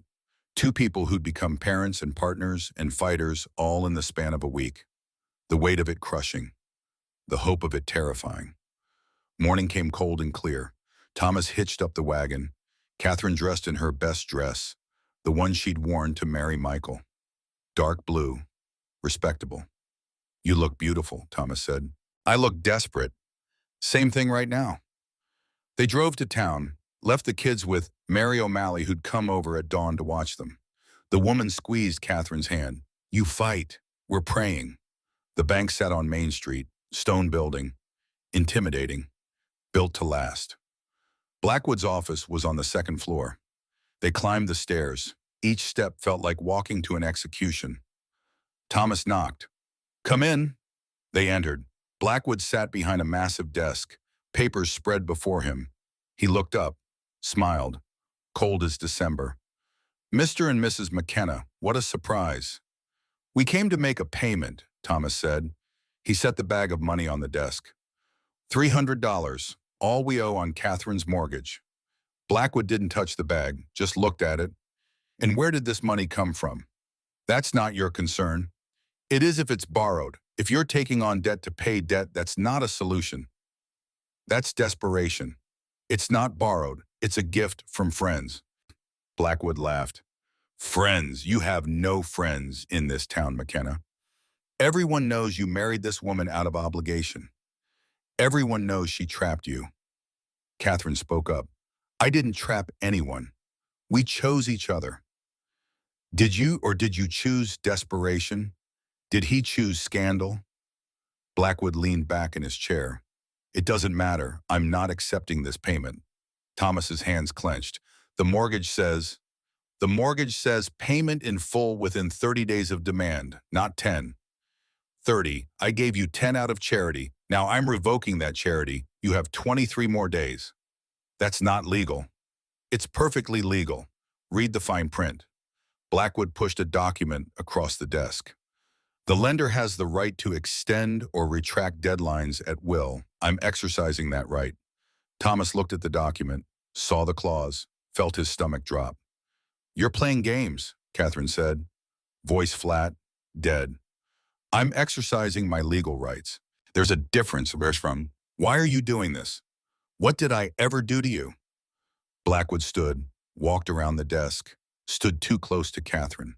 "You rejected me. You humiliated me. You chose a broken-down rancher over a man of means and standing. That's what you did. So this is revenge. This is justice. You need to learn your place, Mrs. McKenna. Women like you, independent, proud, ungrateful. You need to be taught humility, and I'm a patient teacher." Thomas stepped between them. "Get away from my wife. Or what, you'll hit me, please do. Give me a reason to have you arrested. Give me a reason to take your children away for having a violent father." Thomas's fist shook. Every muscle wanted to swing, to break Blackwood's perfect teeth, to make him hurt. But Catherine touched his arm. "Don't. That's what he wants." She pulled out Dr. Porter's journal, set it on the desk. Eleanor kept records too, medical records, bruises, broken ribs, her own words describing what you did to her, how you beat her, how you drove her to suicide. Blackwood's face went white. That's lies. Eleanor was sick, fragile. She was abused. And if you don't extend our deadline, if you don't accept this payment, these records go to the territorial judge, to the newspaper, to every person in this town. Everyone will know what kind of man you are. You're bluffing. Try me." Catherine's voice was ice. "You took everything from Eleanor. You'll take nothing else from me." Blackwood picked up the journal, flipped through it. His hand shook. "This Doc Porter gave you this?" "He did, because he's tired of watching you destroy people." Blackwood set down the journal, sat down hard in his chair. For the first time, he looked old, scared. "What do you want?" "Accept the payment, extend the deadline to 60 days for the rest. When the timber money comes, we'll pay in full. Then we're done. No more threats, no more games. And then if I do this, you destroy those records. We keep them, insurance. But we don't share them unless you come after us again." Blackwood was silent for a long moment. Then he pulled out a receipt book, wrote quickly, signed, pushed it across the desk. "Payment accepted. 60-day extension granted. If you're late, I foreclose immediately. No appeals, no extensions." "Understood." They left, walked down the stairs, out onto the street, didn't speak until they were in the wagon driving away. Then Thomas pulled over, put his head in his hands, started shaking. Catherine put her arm around him. "It's okay. We won. We blackmailed a man, used his dead wife against him. How is that winning? Because we're still standing, because we have 60 more days. Because sometimes winning means doing terrible things to survive. I don't want to be that person.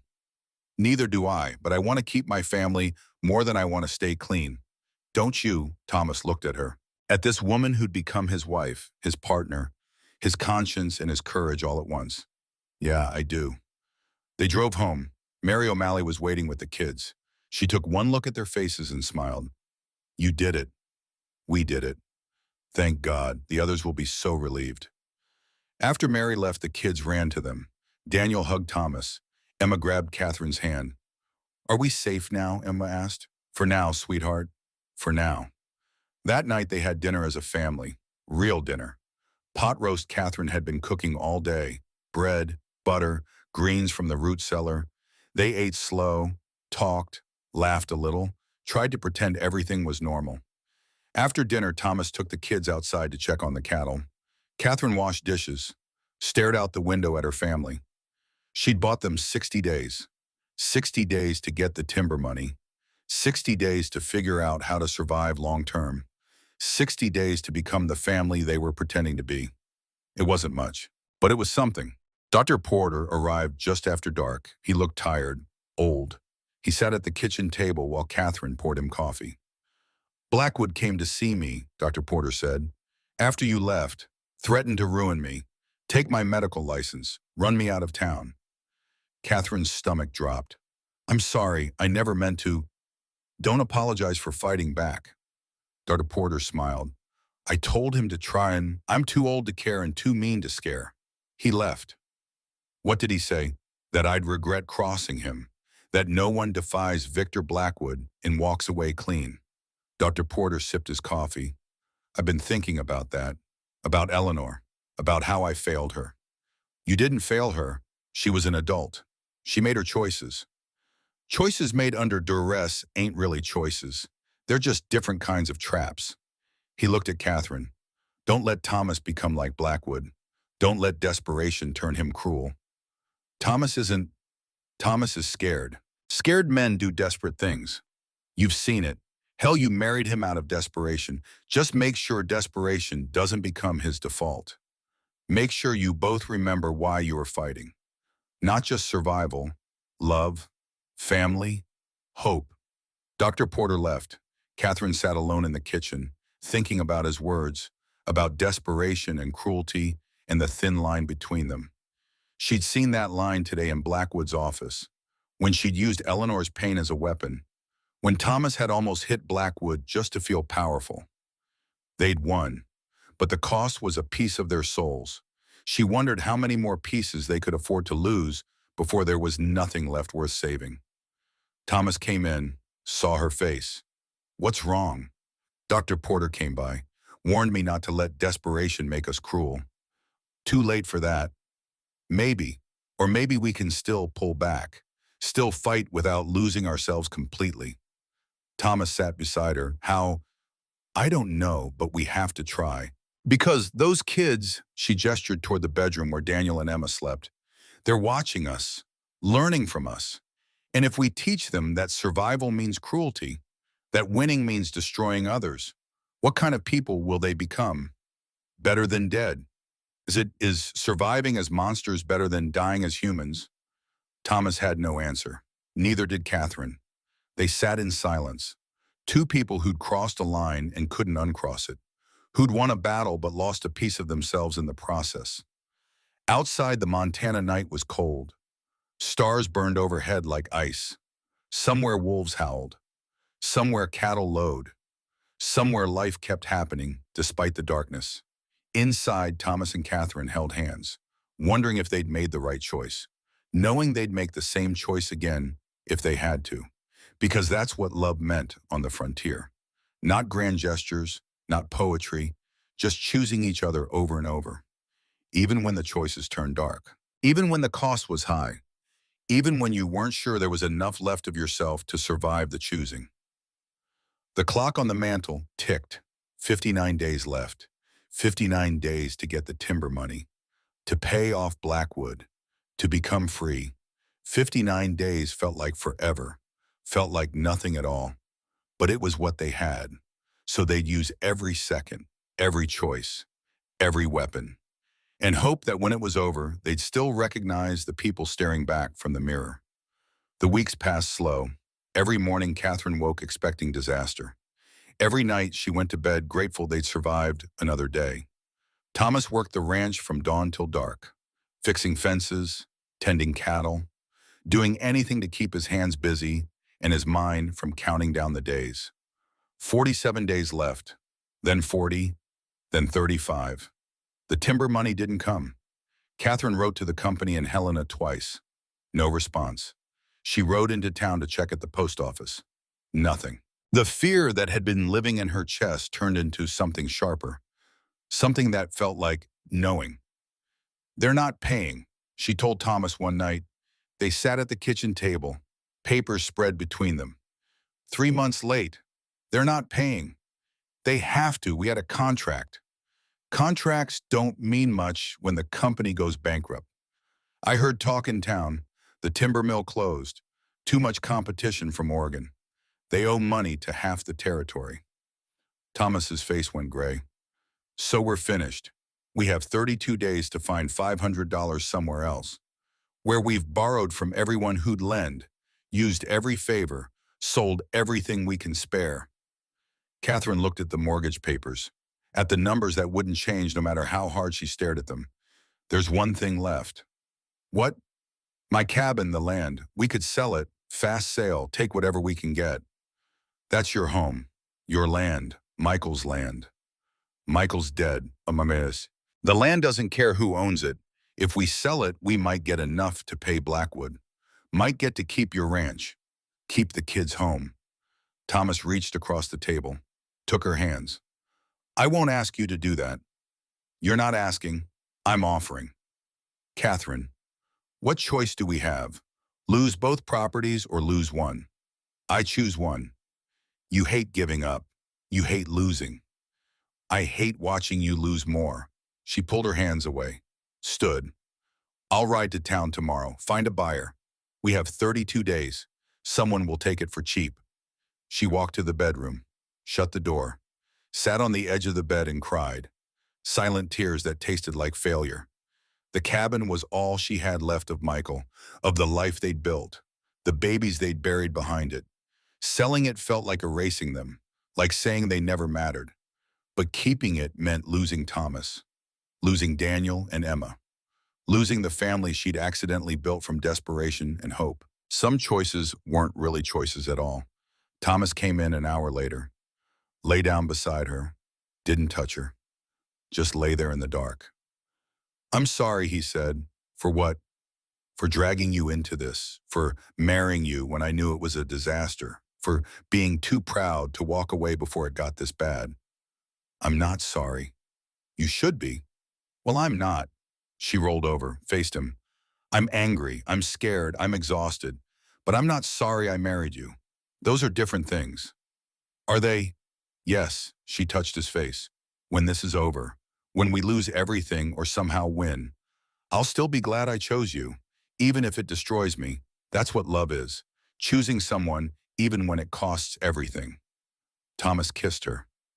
Desperate, like a drowning man grabbing rope, she kissed him back, held him, let herself feel something other than fear for just a moment. They made love that night. Not gentle, not easy, just two people trying to prove they were still alive, still fighting, still together despite the world trying to tear them apart. Afterward, they lay tangled in sheets, Thomas's hand on her stomach, her head on his chest. Don't sell the cabin yet, he said. Give me 2 weeks. Let me try something first. What? I have an idea. It's desperate, might not work, but let me try. Thomas, 2 weeks. If it doesn't work, we sell. I promise. Catherine didn't ask what he was planning. Didn't want to know. Just nodded against his chest and tried to believe in miracles. The next morning, Thomas left before dawn, told the kids he had business in town, told Catherine he'd be back by supper, rode away on his best horse with saddlebags full of supplies. He didn't come back by supper. Catherine put the kids to bed, told them Papa was helping a neighbor, told them not to worry, lay awake all night listening for hoofbeats. Thomas came back 2 days later, covered in trail dust, exhausted, but his eyes were bright, alive. I went to Fort Benton, he said. Talked to the Army quartermaster. They need beef, a lot of it, for the winter supplies.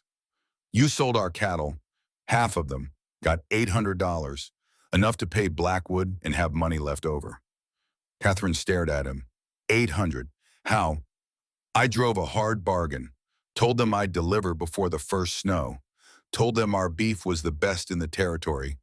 Might have exaggerated a little. Thomas, she grabbed his face, kissed him hard.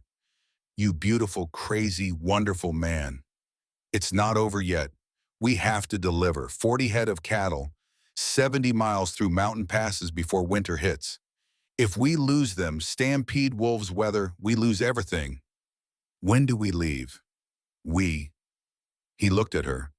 You think I'm staying here while you drive cattle across Montana? Catherine, it's dangerous. The trail. I don't care. We're in this together. That means together. Not you risking your life while I wait and pray.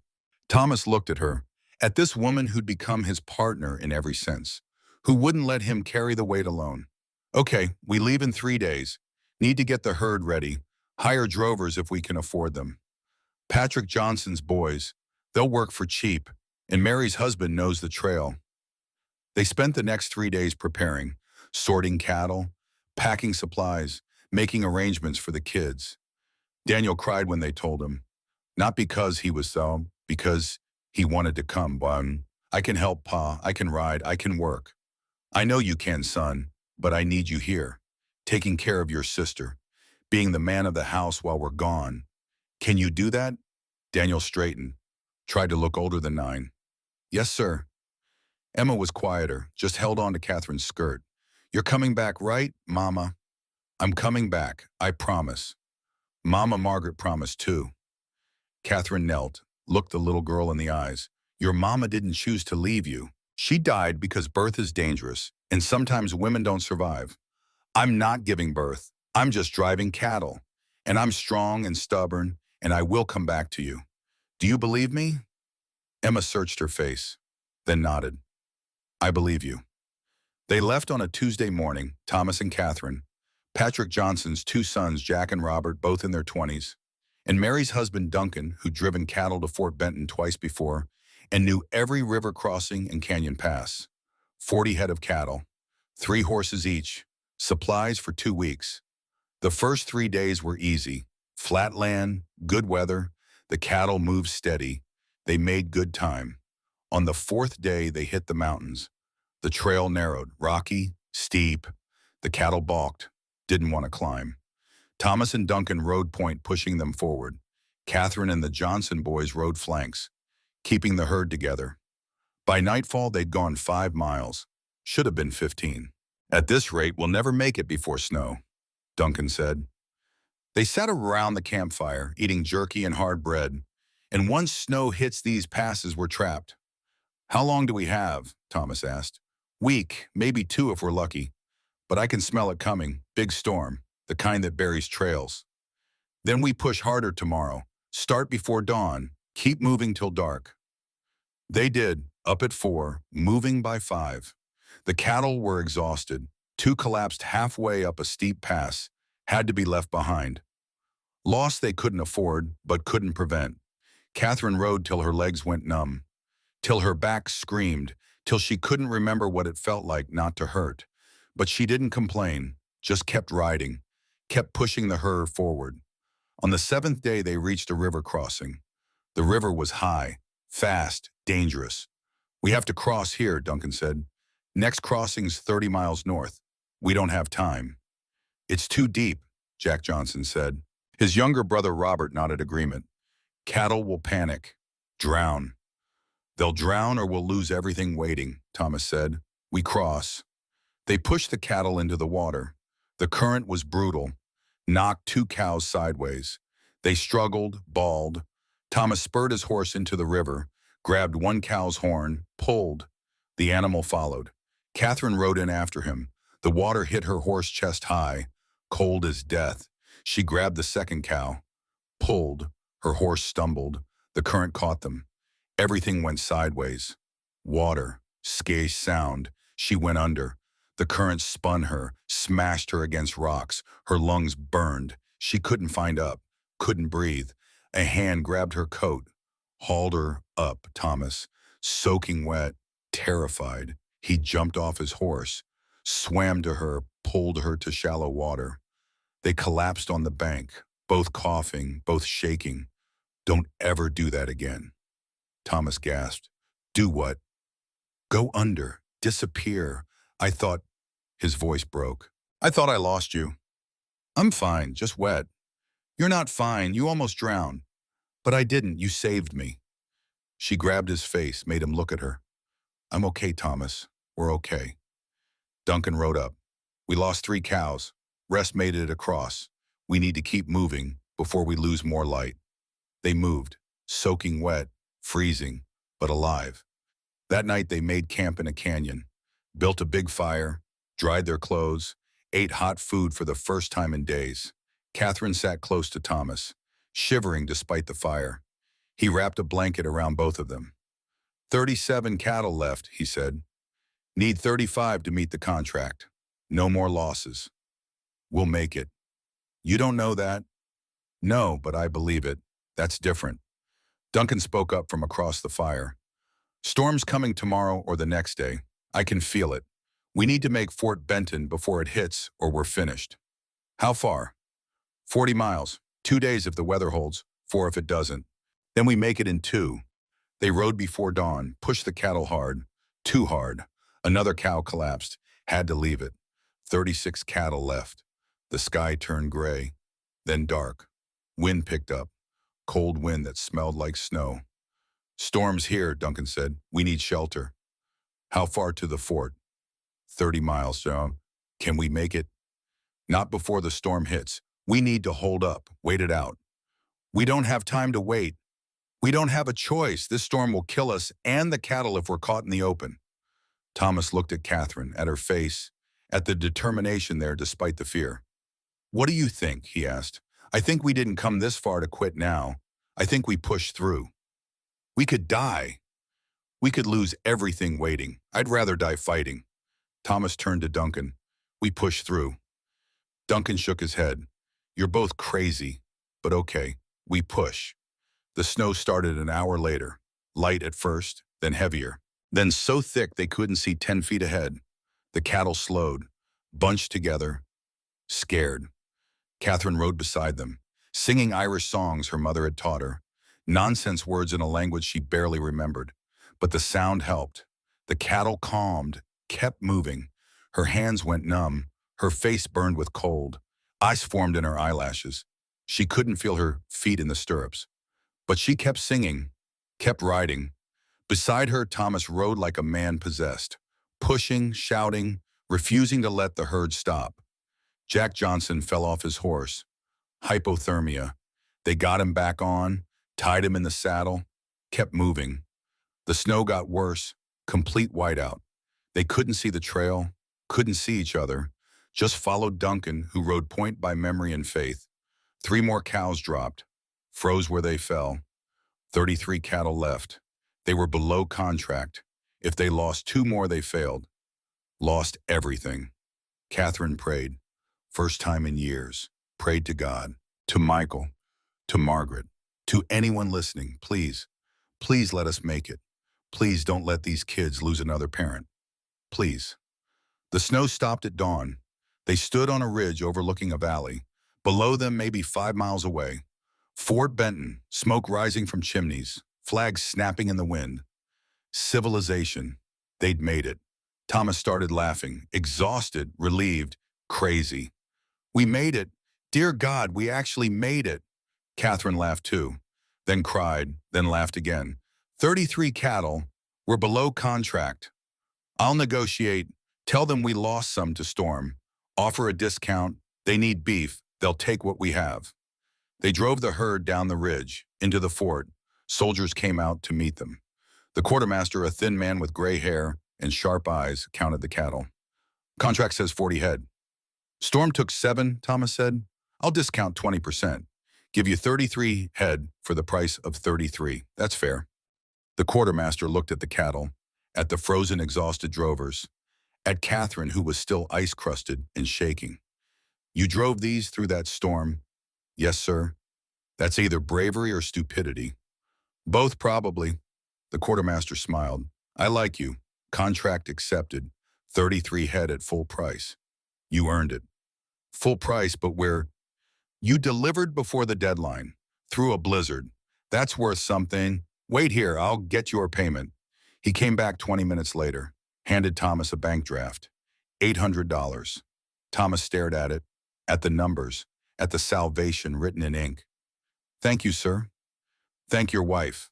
Woman who will ride through hell for her family is worth keeping. They stayed at the fort one night. Hot food, warm beds, bath water, luxury they'd forgotten existed. Catherine soaked in a tin tub, letting the heat seep into her bones, thawing the cold that had settled so deep she thought it was permanent. Thomas came in, sat on the floor beside the tub. We did it. We did. I almost lost you in that river, and again in the storm. I kept thinking if something happens to you, if you die because I dragged you into this, stop. She reached out, touched his face. I chose this. I chose you. I chose to fight. Don't take that away by making it your burden alone. I love you. He said it simple, true, like breathing. I don't think I've said it enough, but I love you more than I thought I could love anyone again. Catherine reached out, touched his face. I love you too, even when I'm terrified, even when I'm angry, even when you're being impossibly stubborn. I love you. They kissed, then she pulled him into the tub. Clothes and all, they laughed like children, like people who'd forgotten how to laugh and just remembered. They rode home 4 days later, took it slow, stopped at every town to rest, to eat real food, to sleep in real beds. When they reached the ranch, Daniel and Emma ran out to meet them, threw themselves at Thomas and Catherine like they'd been gone years instead of weeks. You came back, Emma sobbed. You came back. I told you I would. Catherine held the little girl tight, breathed in the smell of her hair. I always keep my promises. That night they gathered at the kitchen table. Thomas laid out the bank draft, $800, salvation in paper form. Tomorrow we go to the bank, Thomas said. We pay Blackwood every dollar, then we're free. What if he won't accept it? Daniel asked. What if he tries to cheat again? Then we have witnesses, we have proof, and we have friends who will stand with us. He can't cheat us this time. We're too prepared. Catherine looked at her family, at the children who'd become hers, at the husband who'd become her partner, at the life they'd built from disaster. They'd survived, barely, at terrible cost, but they'd survived. Tomorrow they'd face Blackwood. Tomorrow they'd win or lose everything. But tonight they were together. They were home. They were alive. And that was enough. Morning came cold and bright. They dressed in their best clothes. Thomas in his Sunday suit, Catherine in her blue dress, Daniel and Emma in clean shirts and combed hair. They rode to town as a family, united. The bank was full when they arrived. Word had spread. The town knew this was the day. Pay or forfeit, win or lose, Patrick Johnson was there. Mary O'Malley, Dr. Porter, Benjamin Henderson, all the families who'd lent them money, all the people who'd chosen their side. And there was Blackwood, behind his desk, waiting. Thomas walked forward, laid the bank draft on the desk. $800, payment in full for Catherine's mortgage and mine, with interest. We're paid up, contract satisfied. Blackwood picked up the draft, examined it. His face was stone. This is from Fort Benton quartermaster. It is. We sold cattle, fulfilled a government contract, legal and binding. And you're certain you want to pay. Once I take this, you're out of tweeze, no reserves. One bad winter and you're finished. We'll take our chances. Blackwood looked at Catherine, at Thomas, at the family standing united, at the community backing them. He'd lost, and he knew it. Very well. He stamped the receipts, signed them, pushed them across the desk. Paid in full. Both properties clear. Congratulations, Mr. and Mrs. McKenna. You're free. They walked out into sunlight, free, clear, victorious. The community erupted in cheers. People crowded around them, shaking hands, offering congratulations, celebrating. Dr. Porter grabbed Thomas's hand, squeezed. You did it, son. Damn me, you actually did it. We did it. All of us. Mary O'Malley hugged Catherine. I'm proud of you, girl. Prouder than words can say. They drove home in the wagon, the kids between them, laughing, singing, free. That night, after the kids were asleep, Thomas and Catherine stood on the porch, looking out at their land, their home, their future. What do we do now? Catherine asked. Live, just live. Work the land, raise the kids, grow old together if we're lucky. Sounds boring. After the last 2 months, boring sounds perfect. She leaned against him. He put his arm around her. They stood like that as the stars came out, as the night turned cold, as the world kept spinning. They'd fought, they'd bled, they'd almost died, but they'd won. Not because they were stronger than Blackwood, not because they were smarter or richer or better. They'd won because they fought together, because they refused to give up, because love, messy, desperate, imperfect love, was stronger than fear, and that was worth everything. Winter came early that year. Snow fell the week after they paid Blackwood, blanketing the ranch in white that sparkled under pale sun. Thomas and Catherine worked from dawn till dark, preparing for the cold months ahead, splitting wood, storing food, reinforcing the barn against wind that could freeze cattle where they stood. But something had changed. The fear that had lived in Catherine's chest for months was gone, replaced by something she'd forgotten existed. Peace. Not happiness exactly, just the absence of terror. The ability to wake up without immediately counting days till disaster. It felt strange, foreign, like wearing someone else's skin. Daniel noticed first. He came into the kitchen one morning while Catherine was making breakfast, stood watching her for a long moment. You're different, Mama Catherine. She turned from the stove. Different how? You smile now, real smiles, not the scared kind. Catherine hadn't realized she'd been doing that, smiling scared. But hearing Daniel's name, it made something in her chest crack open. She knelt down, pulled him close. I'm not scared anymore, sweetheart. We're safe now. All of us. Promise? I promise. Daniel hugged her tight, then pulled back, looked at her with those two old eyes. I'm glad Papa married you, even when it was scary, even when we almost lost everything. I'm glad. Me too, baby. Me too.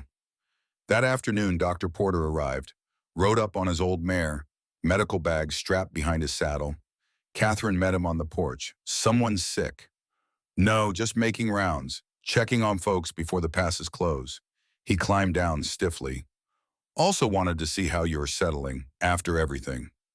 They sat on the porch. Catherine brought coffee. They drank in comfortable silence for a while.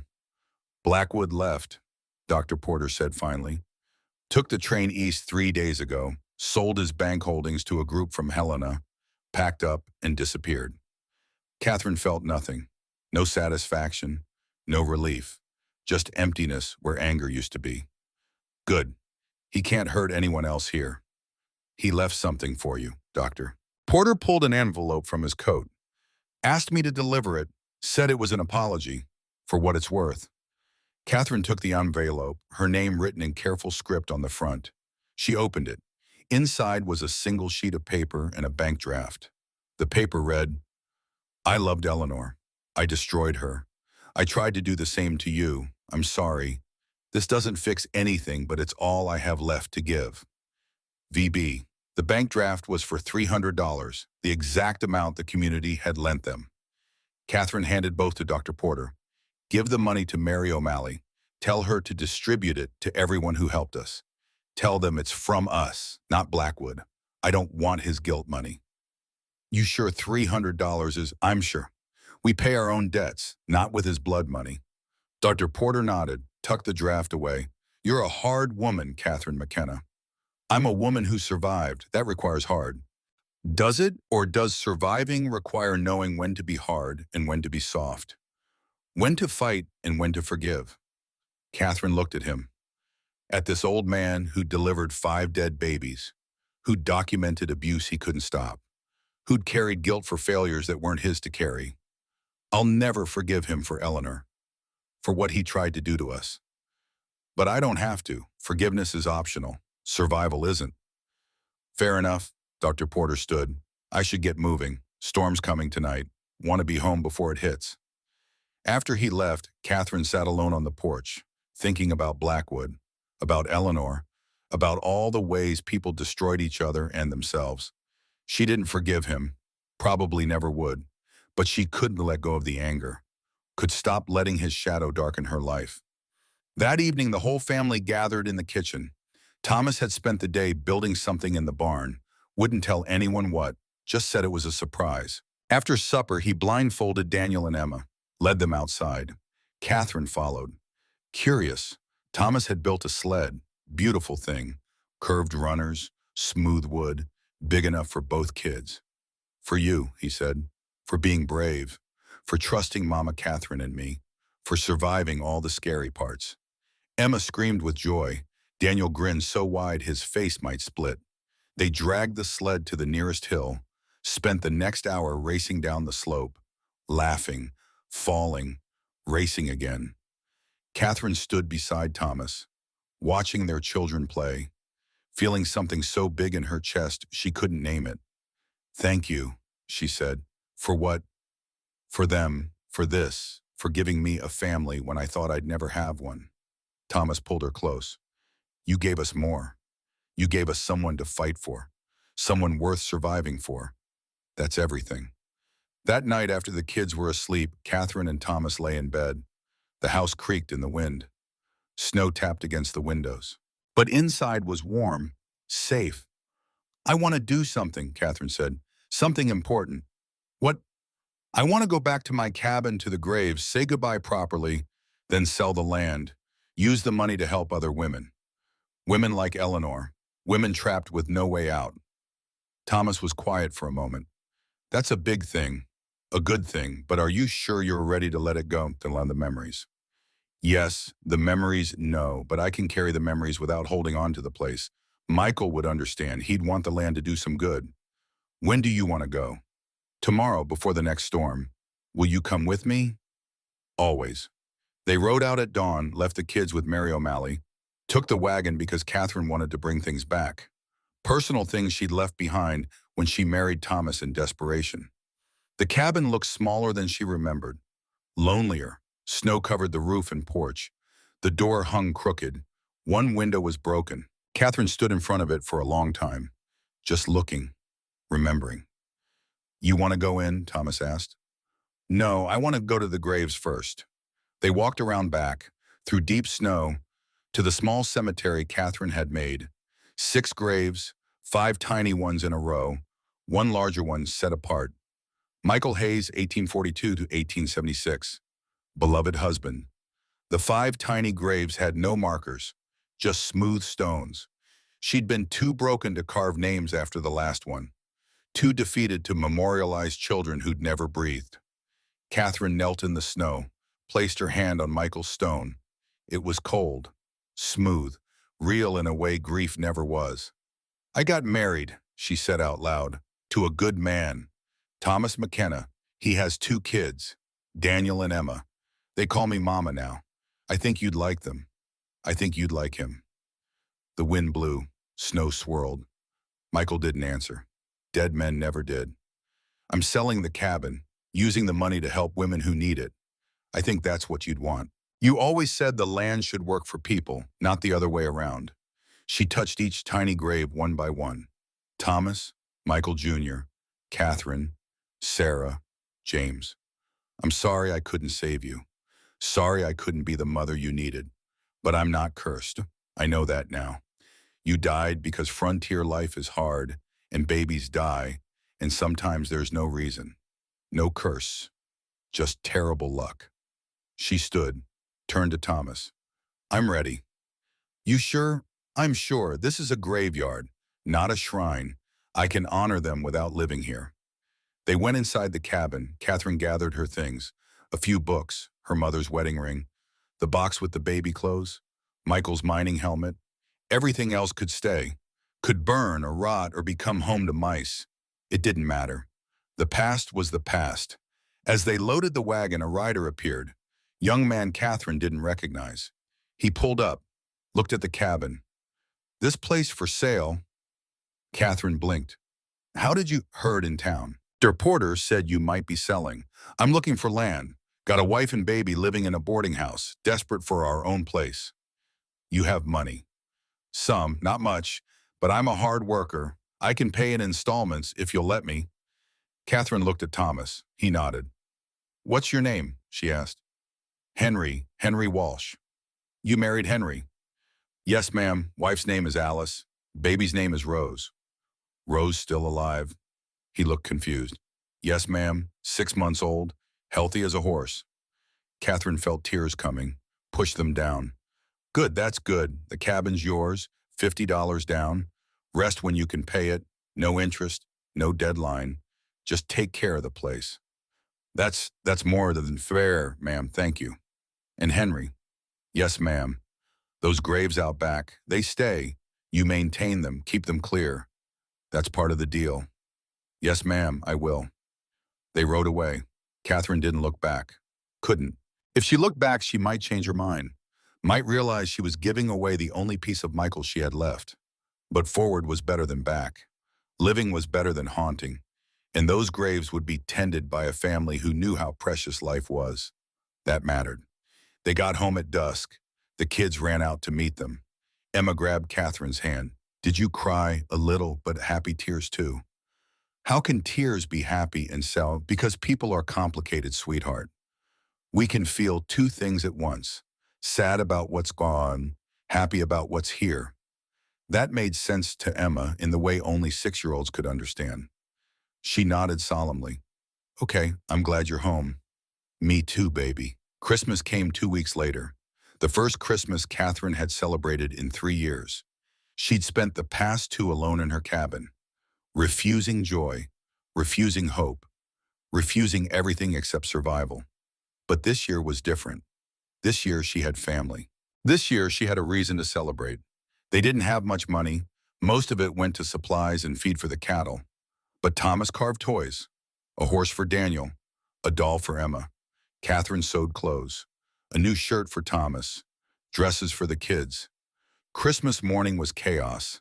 The kids screamed with joy, played with their toys till they broke them, then played with them broken, ate too much, laughed too loud, filled the house with noise and life. Catherine watched from the kitchen, overwhelmed, grateful, terrified she'd wake up and discover it was all a dream. Thomas found her there, wrapped his arms around her from behind. You okay? I'm scared. Of what? Of losing this, of something happening, of bond or fate or whatever deciding I've been happy long enough and taking it all away. That's not how it works. Isn't it? I was happy with Michael. Lost him. I was happy pregnant. Lost all 5 babies. Every time I find something good, it gets ripped away. Thomas turned her around, made her look at him. Or every time you lost something, you survived, built something new, found a way forward. Maybe that's the pattern, not loss, survival, endurance, becoming stronger every time. I don't want to be strong. I want to be happy. Then be happy right now, in this moment. Don't borrow tomorrow's pain. Just be here. With me. With them. Be happy. Catherine closed her eyes, breathed, let herself feel the warmth, the noise, the life happening all around her. Okay, she whispered. I'll try. That afternoon there was a knock on the door. Catherine opened it, found Abigail Marsh standing there. The woman looked uncomfortable, scared, holding a basket covered with cloth.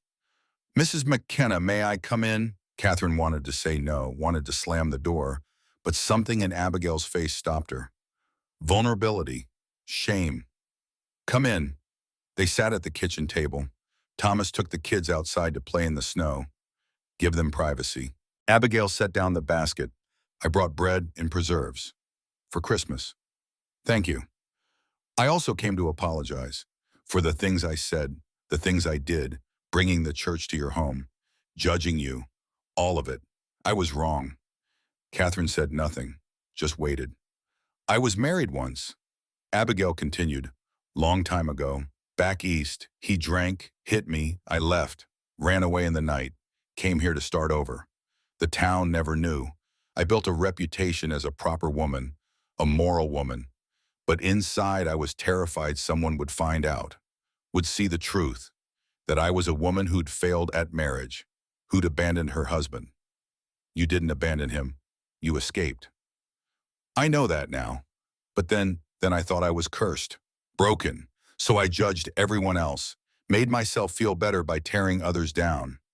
You reminded me of myself, strong, independent, refusing to break. I hated you because I hated that part of me. Catherine looked at this woman who'd been her enemy, saw the pain there, the regret. I forgive you, she said. Simple, true. The gal's eyes filled with tears. Just like that. Just like that, life's too short for grudges, too hard for more enemies. You want to start over. We start over. Thank you, Abigail stood. I should go, but if you ever need anything, if you ever want to talk, I'm here. After she left, Thomas came back inside. What was that about redemption? Hers or yours? I'm not sure. Does it matter? No, I guess it doesn't. The winter passed slow, cold days and colder nights, but the house was warm, full, the kids grew, Daniel shot up 3 inches, Emma learned to read. Both of them thrived in ways they hadn't before. And one morning in late February, Catherine woke up sick, stomach churning, head spinning.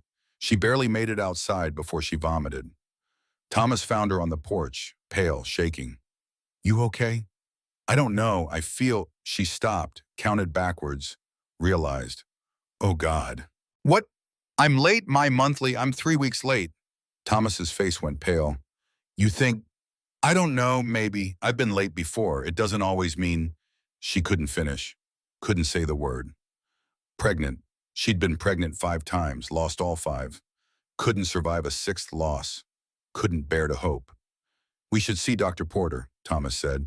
Get you checked. No, not yet. I can't. If he confirms it and I lose it again. Catherine, please give me a few weeks. Let me be sure before we make it real. Thomas pulled her close. She could feel his heart racing, feel his fear matching hers. 2 weeks later, there was no denying it. The sickness got worse. Her breasts swelled. She was pregnant. Definitely. Terrifyingly. She told Thomas on a Sunday morning after the kids left for their writing lesson with Patrick Johnson. Just said it. Flat. No emotion. No hope. I'm pregnant. Thomas froze, then grabbed her, held her so tight she couldn't breathe. A baby. We're having a baby. I might lose it. I lost all the others. This one might, or this one might live. You're stronger now. You're not alone. You're not starving or working yourself to death or bleeding out alone in a cabin. You have help. You have me. You have Dr. Porter. This time is different. What if it's not? Then we'll survive it together. But what if it is different? What if this baby lives? What if we get to hold them and raise them and watch them grow? Isn't that possibility worth the risk? Catherine wanted to believe him, wanted to hope, but hope was terrifying. Hope was dangerous. Still she nodded. Okay, we try. We hope.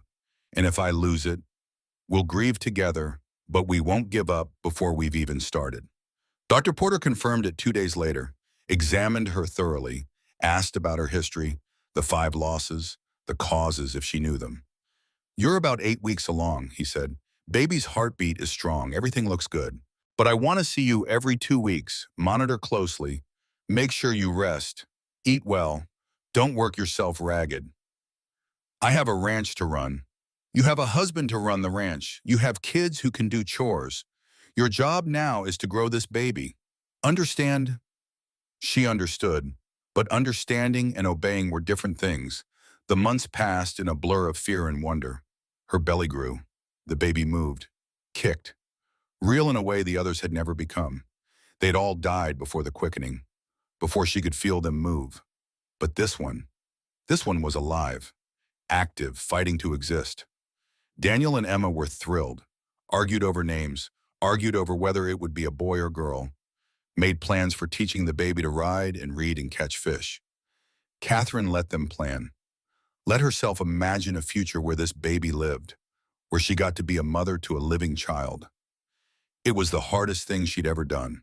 Harder than burying 5 babies. Harder than losing Michael. Harder than fighting Blackwood. Hoping was hardest of all.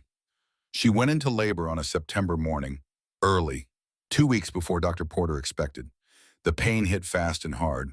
No warning, just agony that doubled her over. Thomas got her to bed, sent Daniel for Dr. Porter, sent Emma to Mary O'Malley, then sat beside Catherine, holding her hand while she screamed. Dr. Porter arrived within an hour, examined her. His face was grave. "Baby's coming now, no time to wait." Will it? "I don't know, Catherine. Baby's early, but not too early. We just have to see." The labor lasted 6 hours. Brutal hours. Catherine screamed, cursed, begged God to let this one live. Just this one. "Please," Thomas held her hand through all of it. Let her squeeze till his bones creaked. Whispered encouragement. Prayed out loud when she couldn't. And then finally the baby came. In a rush of fluid and blood and pain. Silence. Terrible silence. Catherine's heart stopped. Not again. Please God, not again. Then a cry. Thin, weak, but real. A baby's cry. Dr. Porter held up the baby, tiny, red, screaming. "It's a girl, and she's alive." Catherine sobbed. Great heaving sobs that shook her whole body. Thomas cried too, just held Catherine and cried like a child. Dr. Porter cleaned the baby, wrapped her, placed her in Catherine's arms. "She's small, but she's strong, got good lung, good color. I think she's going to make it." Catherine looked at the tiny face, at the eyes that couldn't focus yet, at the impossibly small fingers wrapped around her thumb. "Hope," she whispered. "Her name is Hope." Thomas touched the baby's head. "Hope Catherine McKenna." "Catherine, for you." "No." Catherine's throat closed. "Hayes, Hope Catherine Hayes, for Michael. He'd want that." Thomas's eyes filled. Yeah, he would. They sat there for a long time. Just the three of them. A family that shouldn't exist. That had fought and bled and survived against all odds. Hope fell asleep in Catherine's arms. Thomas leaned his head against Catherine's shoulder. Outside, the Montana sky turned gold, then pink, then purple as the sun set. Dr. Porter packed his instruments. "I'll check on you tomorrow. But Catherine, you did it. You grew a living baby. You're not cursed. Never were." After he left, Daniel and Emma came home. Mary O'Malley brought them. They stood in the doorway, wide-eyed, scared to come closer. "Come meet your sister," Thomas said. They crept forward, looked at the tiny bundle. "She's so small," Daniel whispered. "She'll grow, just like you did." "What's her name?" Emma asked. "Hope." Emma smiled. "That's perfect, because we hoped for her." And she came. That night, the whole family slept in one room. Thomas and Catherine in bed with Hope between them. Daniel and Emma on bedrolls nearby, and all of them together. Safe. Whole. Catherine lay awake long after everyone else slept, watching Hope breathe, counting each tiny breath, terrified she'd stop. But she didn't stop, just kept breathing, kept living, kept proving that sometimes miracles happened. Sometimes hope wasn't foolish. Sometimes survival meant more than just enduring. Sometimes it meant thriving. The years ahead would be hard.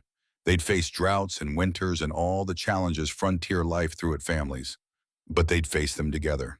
Thomas and Catherine, Daniel and Emma, baby Hope. A family built from loss and desperation and stubborn, foolish hope. And that was worth everything. 3 days after Hope was born, a letter arrived. Official seal from the territorial government. Thomas opened it at the kitchen table while Catherine nursed the baby. He read. His face went pale. "What is it?" Catherine asked. "It's about Blackwood." Thomas's voice was tight. "He's dead." "What?" "Died in Chicago 2 weeks ago. The letter's from his lawyer, settling his estate." Thomas kept reading. His eyes widened. "Catherine, he left us something." "What?" "Money, a lot of money, $20,000. The room spun. "That's not possible." "There's a note." Thomas unfolded a second page. Read aloud. "To Thomas and Catherine McKenna. What I tried to take from you through cruelty, I returned through guilt. Eleanor would have wanted this. She would have wanted you to serve it. to thrive, to prove that love can win even when power fails. Use this to build something good. Use this to help others the way you helped each other. I destroyed one woman. Don't let my money destroy you. Victor Blackwood. Catherine couldn't breathe. $20,000. It's enough to expand the ranch, buy more cattle, help other families. Everything we dreamed about. Or it's blood money, Eleanor's blood, our near destruction. Thomas set down the letter, looked at Catherine, at the baby in her arms, at the life they'd built. What do we do? Catherine thought about Eleanor, about the journal, about all the women who suffered in silence, about the families the community had saved by standing together. We take it, she said, but we don't keep it, not all of it. We use some to secure the ranch, make sure we're stable. Then we use the rest to help others. Women escaping bad situations, families facing foreclosure, people who need what we needed. A chance, Thomas smiled, Manoa, proud. Eleanor would like that. Yeah, I think she would. That night after the kids were asleep, Catherine sat on the porch, holding hope, looking at the stars. Thomas came out, sat beside her. You know what I realized today, Catherine said. What? I spent so many years thinking I was cursed, thinking everything I loved would be taken from me. And I was wrong. I wasn't cursed. I was just unlucky. And then my luck changed. The day I found you dying in the snow, the day I chose to help instead of walk away. That's when everything shifted. Thomas took her hand. I found you too. We found each other. Yeah, we did. They sat in silence. The baby slept between them. The stars wheeled overhead. The world kept turning. Inside, Daniel and Emma dreamed of sister tea parties and teaching Hope to ride. Outside, Montana stretched vast and wild and beautiful, full of danger, full of possibility. And on the porch, two survivors held hands, having fought their way through hell to find something that looked like heaven. It wasn't perfect. It was hard-won, scarred, built from broken pieces that didn't quite fit together right. But it was theirs, their family, their home, their hope.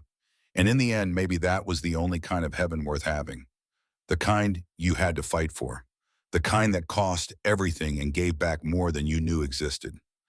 Catherine looked at Thomas, at the man she'd married in desperation and loved in triumph. You know what the best part is? What? We get to do this every day for the rest of our lives.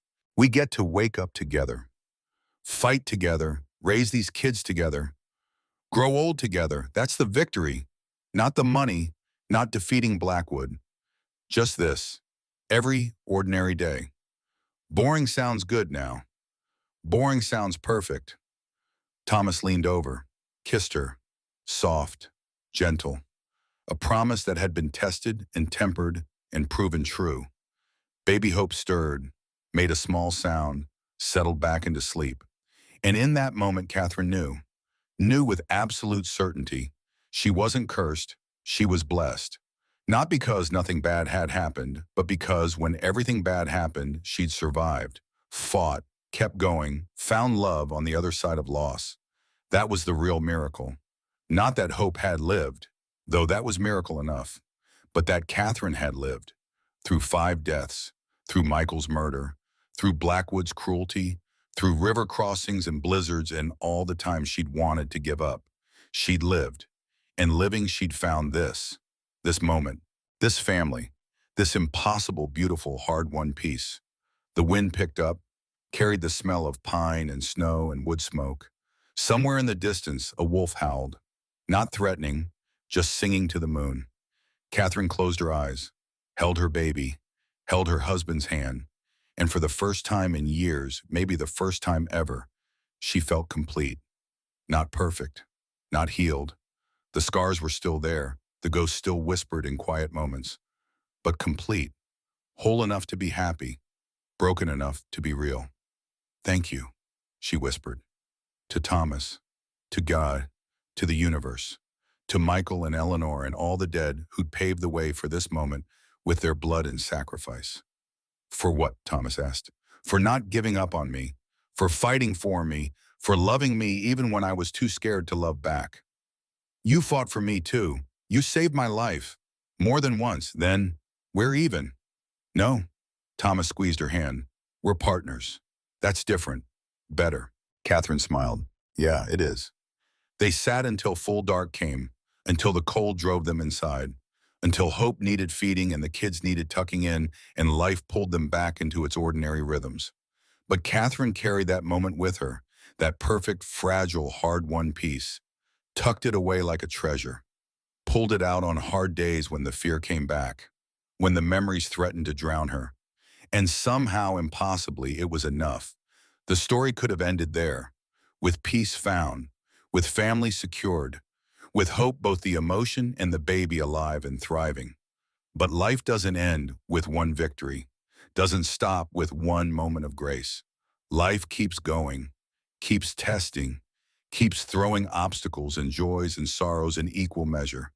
And Thomas and Catherine, they kept going too, kept fighting, kept loving, kept building something that mattered.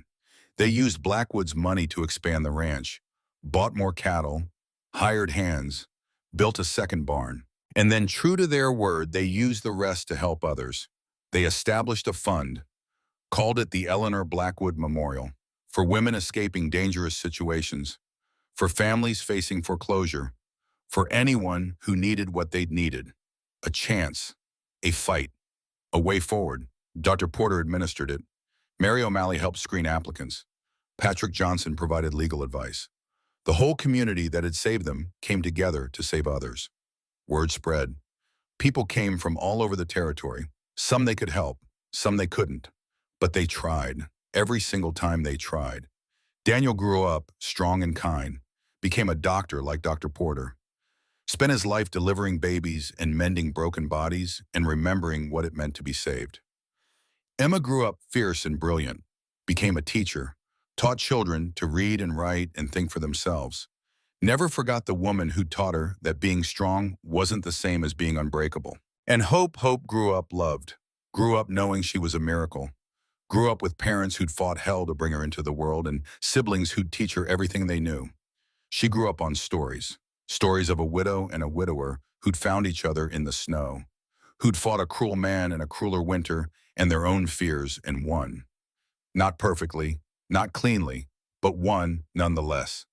She grew up believing in the power of ordinary people to do extraordinary things, in the strength of love to overcome hate, in the possibility of hope even in the darkest moments. And when she was old enough to understand, Catherine took her to the cabin, to the graves, showed her the 5 tiny markers. These were my babies before you, Catherine said, your brothers and sisters who never got to live. I loved them. I mourned them. But I survived them. And surviving them led me to you. Do you still miss them? Hope asked. She was 7. Old enough to understand loss, but young enough to believe in happy endings. Every day, but not in a sad way anymore. In a grateful way. Because they're part of my story. Part of what made me strong enough to fight for you.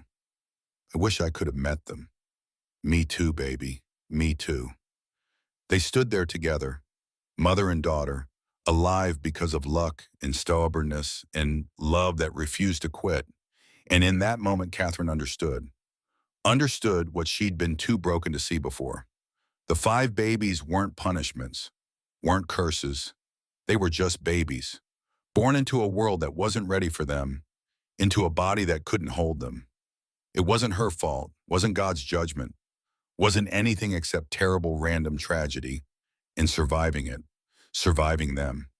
That wasn't weakness. That was the strongest thing she'd ever done. Thomas came up behind them, put his arms around both of them. You two ready to head home? Yeah. Catherine leaned into him. We're ready. They rode back together, the 3 of them, through Montana wilderness that was still wild, still dangerous, still beautiful. And when they crested the hill and saw the ranch below, smoke rising from the chimney, cattle grazing in the fields, Daniel and Emma working in the yard, Catherine felt it again. That peace, that completeness, that sense of having fought through hell and found something worth keeping on the other side. This is it, she said. This is what we fought for. Was it worth it? Thomas asked. Catherine looked at him, at hope, at the life they'd built from ruins. Every single second. They rode down the hill, toward home, toward family, toward whatever came next, because that's what survivors do. They keep going, keep fighting, keep hoping. Even when it's hard, especially when it's hard, they keep going. And sometimes if they're lucky and stubborn and brave enough to love, despite the fear, sometimes they get to keep what they fought for. Sometimes hope wins. Sometimes love is enough. Sometimes the broken people get to be whole again. Not perfect, never perfect, but whole enough. And in the end, maybe that's the only happy ending worth having. The one you have to fight for. The one that costs everything. The one that gives back more than you knew was possible.